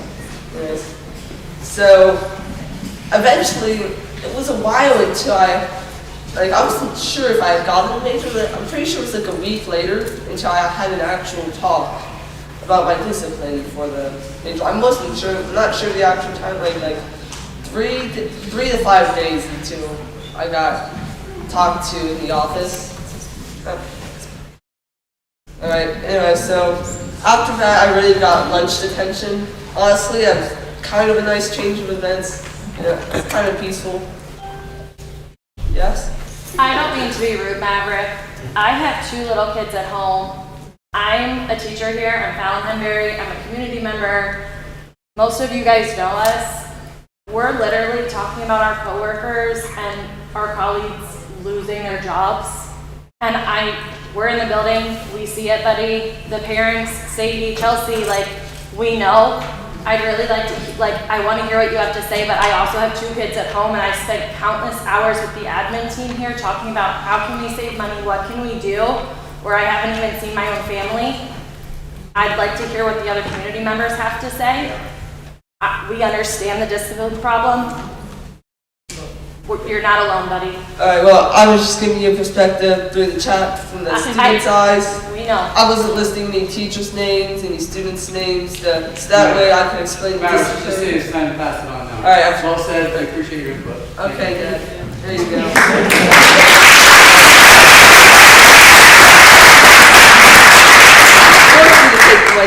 Hello, my name is Kayleen Decker. I'm a student here at Sullivan County.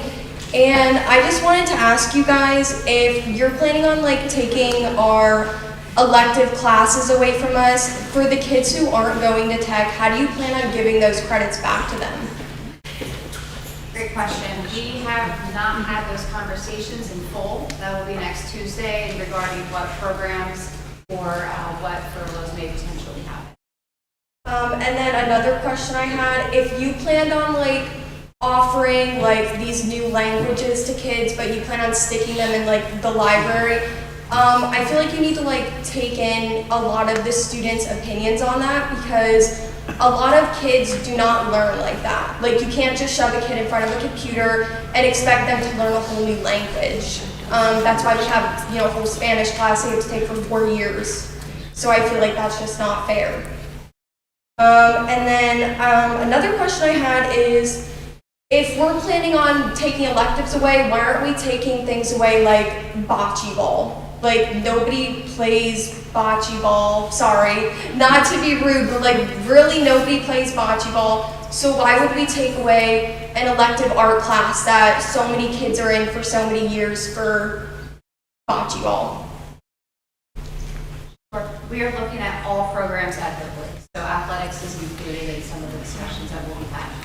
Okay, and then the last question I had is, if all this information is online, or if we can just come to you directly about this, why are we not allowed to get our teachers' perspectives on this? I mean, I would like to know, some of my teachers, I would like to talk to them about this if they're at risk for losing their jobs. I don't want to just hear what you guys have to say when you're making all the rules about this.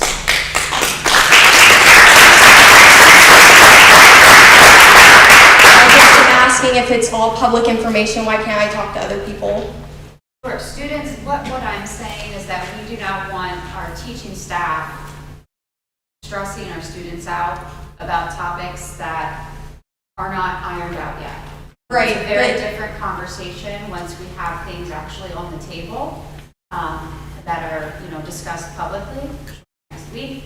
I hear you, and I, as a student, would want to talk to my teachers as well. The point that we were taking, and I was taking, was simply that we shouldn't be unloading as a professional adult our frustrations and concerns on children. Not saying there's not a place for those conversations to be had, but when we're focused on curriculum and instruction and things happening in the classroom, probably not the best use of time. I know some have been able to incorporate it into like a civics lesson or math type issue, but the intention is really just not to be putting an adult problem and burden on our students. We don't really know. Correct. There's a lot of unknowns right now. Okay, thank you. Thank you. Hi, Michelle McCarty again. We're talking about ways that we can save money, right? How many teachers work here that don't live in our district that bring their children here free of charge? They don't pay taxes here.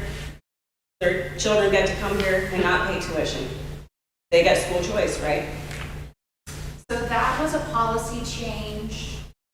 I know, I watched the board meeting. I'd have to look at the date, a year or two ago. And that was really just intended to be an extension to our staff that work here, put in a lot of time here to bring their children. I will say minimal. Would you think about getting rid of that? That would save money. And I think it's great they can bring their kids here. And I think we have great teachers. I don't want to see any of them go either, even though my students aren't here anymore. But realistically, if we're talking about saving money, we got to look at everything. Absolutely.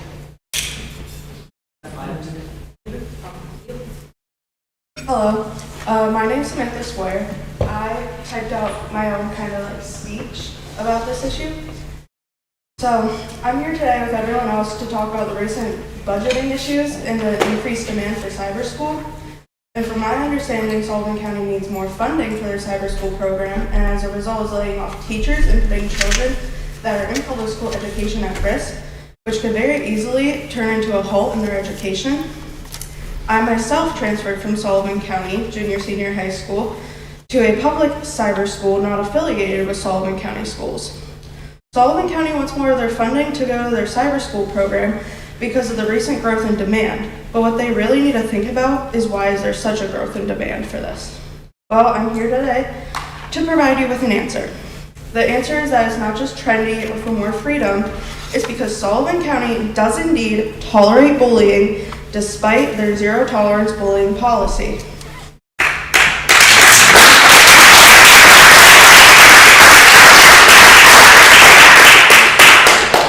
I started at Sullivan County Elementary School when I was 9 and in 3rd grade, and continued my education with Sullivan County schools all the way through 9th grade. I left when I was to enter the 10th grade. All through those years, I was a heavy target of bullying. I reported this to the appropriate staff on many occasions, but nothing was done. Not an expulsion, suspension, detention, or even a call home. Nothing. The most that was ever done was a short talk with these bullies that lasted no longer than 5 minutes. The bullying would then ease for a few days, then go right back, and it would even become worse. I have reported about this to the same people on multiple occasions as well, and nothing more was ever done. No parents were informed on what was happening while these kids were unleashed and the school had no care. I would come home from school crying daily because I was scared to go to school, and no kid should have to be scared to go to school. It got so bad that I was getting called names out loud in front of an entire class when no interference was done. I would have to leave in the middle of class to go to the bathroom so I could cry by myself, because if I did it in front of people, then I would get made fun of more. The bullying got so bad that I started partaking in self-harming. I would pray to God every day that He would not wake me up in the morning. I would cry when I woke up in the morning because the bullying was so bad that I didn't want to be alive. The bullying got so bad that I even tried to take my own life because the Sullivan County school system failed to keep their students safe from the mental harm of other students. Yet I was told every time I left that office that they had a zero tolerance bullying policy. Recently, for example, I dealt with a coach at Sullivan County High School bullying and mistreating me. I dealt with it at first and got tired of it after a while. So with the help of my parents and siblings, we started by going to the athletic director, Ethan Walker. He sided with the coach. So we went to the next higher up, the high school principal, Lynn Everlin, and the superintendent, Samantha Kaler. They stated that these issues would not get brushed under the rug. After the first meeting with them, we felt confident that these issues would get resolved. I was in the running for captain and co-captain election. We were assured that the results would be reviewed by the athletic director and principal. Now, before I get into these results, I need to say that there were 2 spots open, one for captain, one for co-captain. Now, along with that, there was 2 people running for those spots, me and one other person.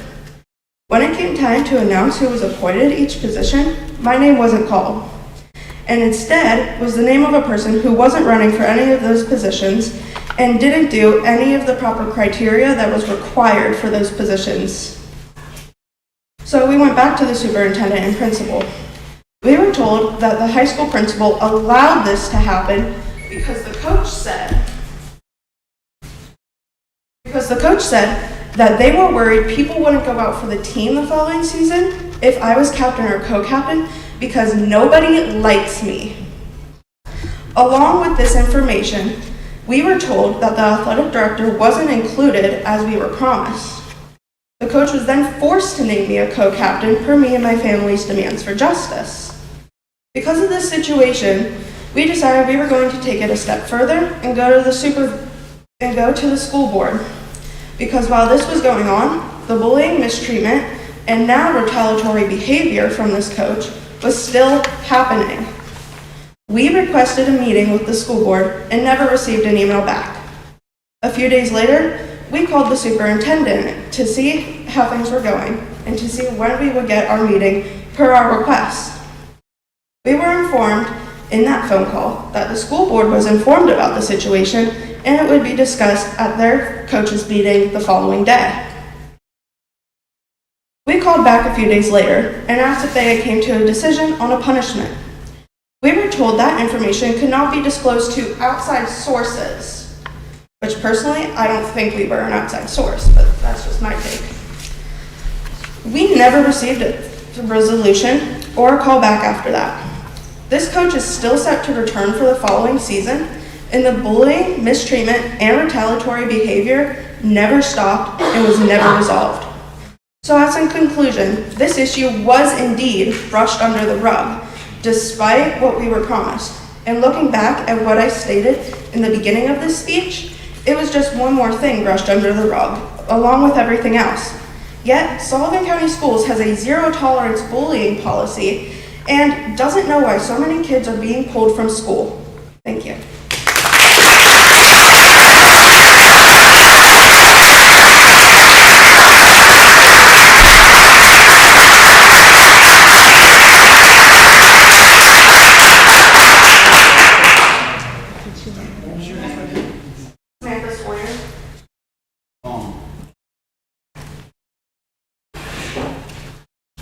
You did a really nice job putting it all together. And it's so, you know, well, here's what, we will talk to you after the fact because I just want to say this out loud. I'm not sure who had the information that it went to the school board. I can say that I'm a school board member. I have no idea.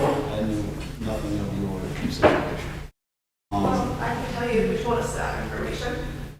I said that and it was communicated to the board. It was emailed to the athletics committee. This happened just was it December, January? I mean, I think that. Why is the salmon ever been given us? Well, I think that I hear you loud and clear because at the end of the day, I'm just going to say this too. The bus issue, which, like, if you guys, if you're not satisfied with the outcome, regardless, then we all lose, right? And some of the things, I don't know. Your parents are probably pretty proud of you for standing up here and writing that and saying that. I don't know if they're here tonight. I don't know you, but I'm proud of you.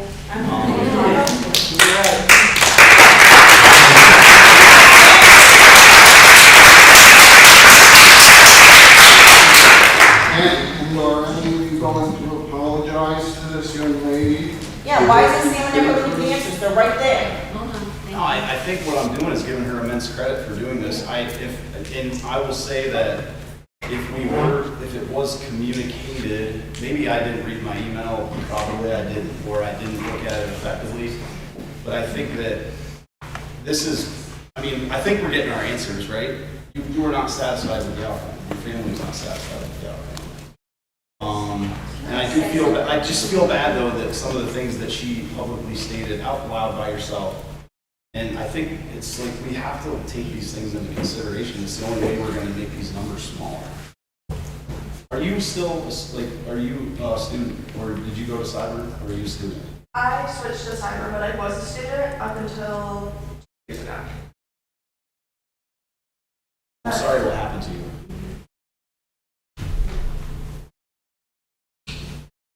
Thank you so much.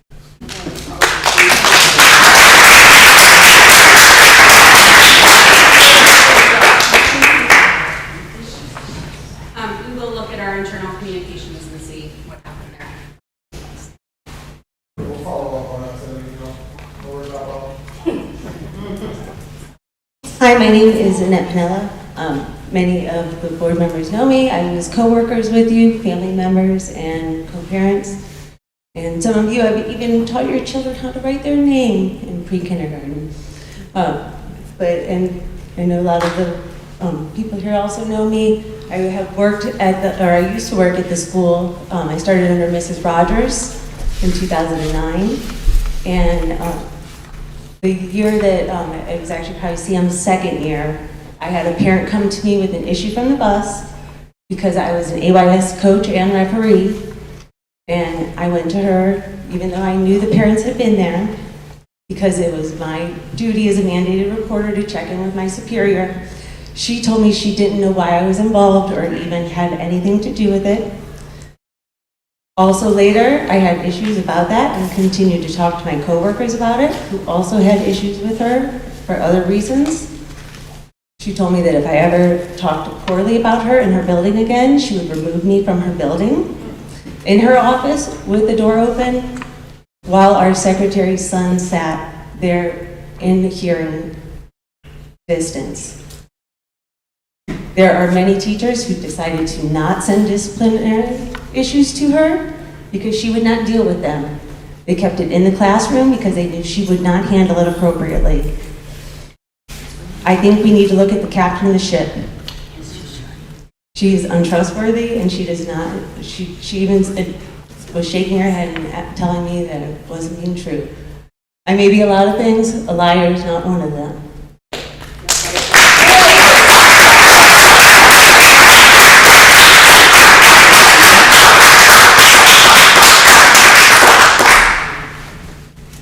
Also, the report that was given on me was not also true at all. I was never given in writing. I requested a meeting. I never got any of that. I contacted some of the board members. And I miss it here. And it is a shame that we are letting someone who does not understand the importance of honesty run our school.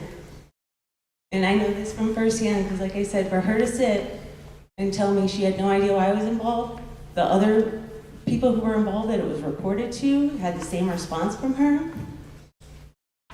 We need to look at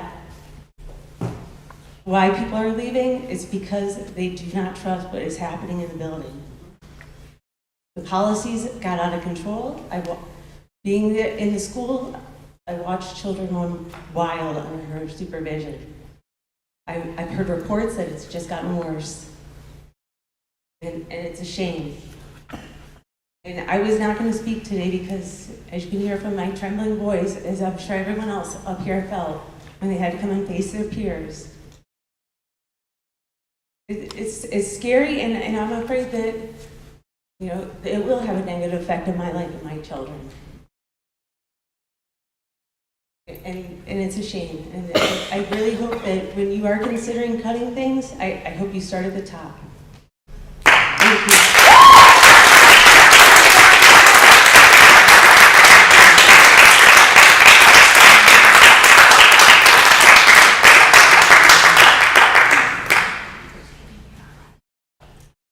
My name is Shane Kinner. I'm a junior here in Sullivan County. I'm going back to the terroristic threats that have been made to multiple kids, not just on the bus, but in school. There have been kids that have gone to higher ups about threats they've received from other students, and the response from higher up was, well, they have stuff going on in their own life right now, so we can't hold them against them. How would that make any student want to go to a school? Because that definitely doesn't make me feel safe. Why does a student having stuff going on at home give them the okay to say they're going to beat kids up or threaten to kill them? Why do kids get in trouble for sticking up for other kids, and how does that table turn to the kid who stood up for the other kid, that they're now the employee or bully in the situation? That just doesn't make any sense to me. The person who is spreading rumors doesn't get considered a bully, but the person who stands up for who they're spreading rumors about gets called a bully. And why would a kid in elementary school, especially 3rd grade or lower, know how to use a gun or know how to threaten someone with a gun? They threatened a bus driver face to face, and they said they were going to effing kill them. And administrators stood there at the door and heard it themselves. They were pulled off the bus, and they came back on when we came back from Christmas break, and they were going on and on about how they were not punished with 2 days of out-of-school suspension. The kid that threatened to kill 3 kids from high school, that was like his 4th offense he was going on and on about. That's all from me.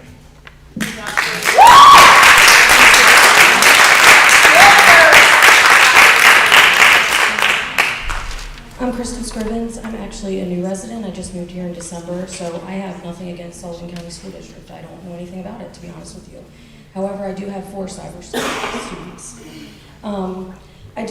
Somebody brought up the Pennsylvania Association of Charter Schools, and I put up a post on the Sullivan County Bulletin Board with facts, and I'm going to tell you where they came from because an employee from this school screenshot it, turned off the comments, and said, "Friends beware, this group is an advocacy group who fights for rights and funding for cyber schools. Their information may look legit, but it is not factual.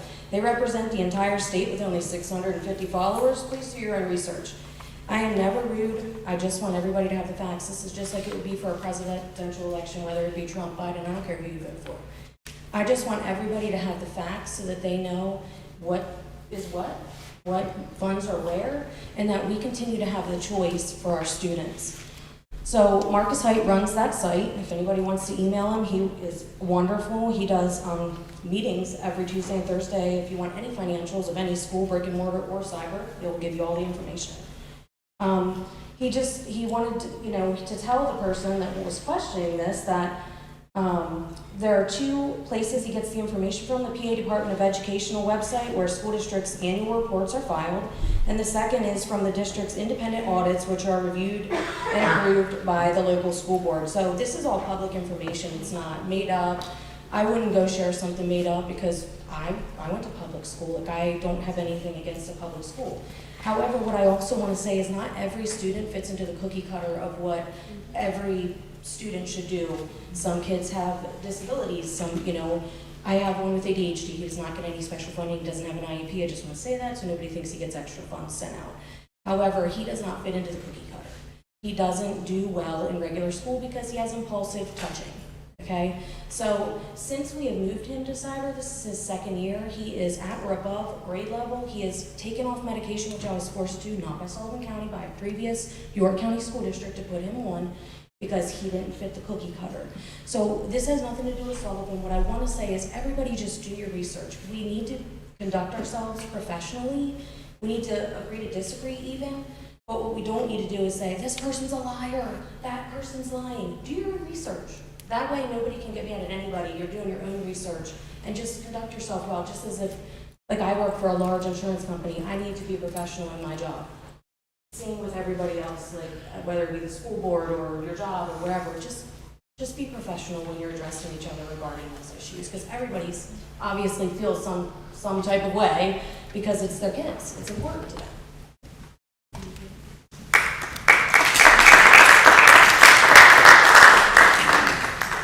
Hi, Sadie George again. I have 2 in school, 1 out of school now. I was just touching on where you say to go to the higher ups for issues. I know that we have brought things to the principal numerous times, nothing's done. On the other hand, she is very quick to try to pull my kid in to talk about anything outside of school hours, outside of school business, nothing to do with school. That's happened numerous occasions. So I'm not sure why we focus on things that don't involve school. And then she tells me when I ask, is it a school issue? Well, if it affects them at school, it's a school issue. I have a kid at home who has severe anxiety who cannot come to school anymore because she was threatened to get shot. She cannot come to school anymore. That's not an issue, apparently. Other things are. Besides that, I did have some questions. I looked up your general fund payments for 4-9. I was wondering what we're paying a Colonial School District for tuition, $7,706.96. We have students that are placed out of district.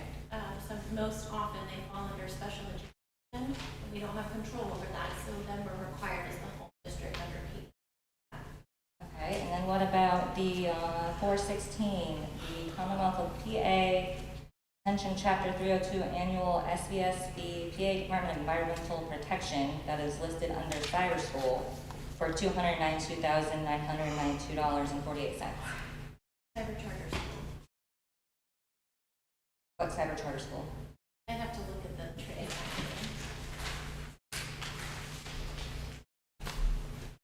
The cyber charter schools are all listed out around it. Commonwealth. I'm happy to do that. And I see we also have 1413, a Mill Creek Township School District, another tuition to another school district for $20,081.96. Wondering what all the travel expenses are, because I do have those written down. It was over $8,000 listed here, and then an additional $8,000 on the M&T card member service for 310 and 413. A lot of the travel are our sports teams that are paid through the M&T credit card. That's what those are for. Okay. What about the ones to personal teachers? Those are also reimbursements that they put on their credit card. Oftentimes they're coaches. Okay, and then why did we pay Rob Reeves $10,182.47 one time, $12,643.97 another time, and then $1,925 on a different time, all within the same pay period? Security. Pay period, I mean, typically that is. Well, it says for 310 to 413. I have other papers for other dates where he was also paid, just different amounts. Pay period. They're not anywhere near the same numbers. He works different hours. Okay. He's not a salaried employee.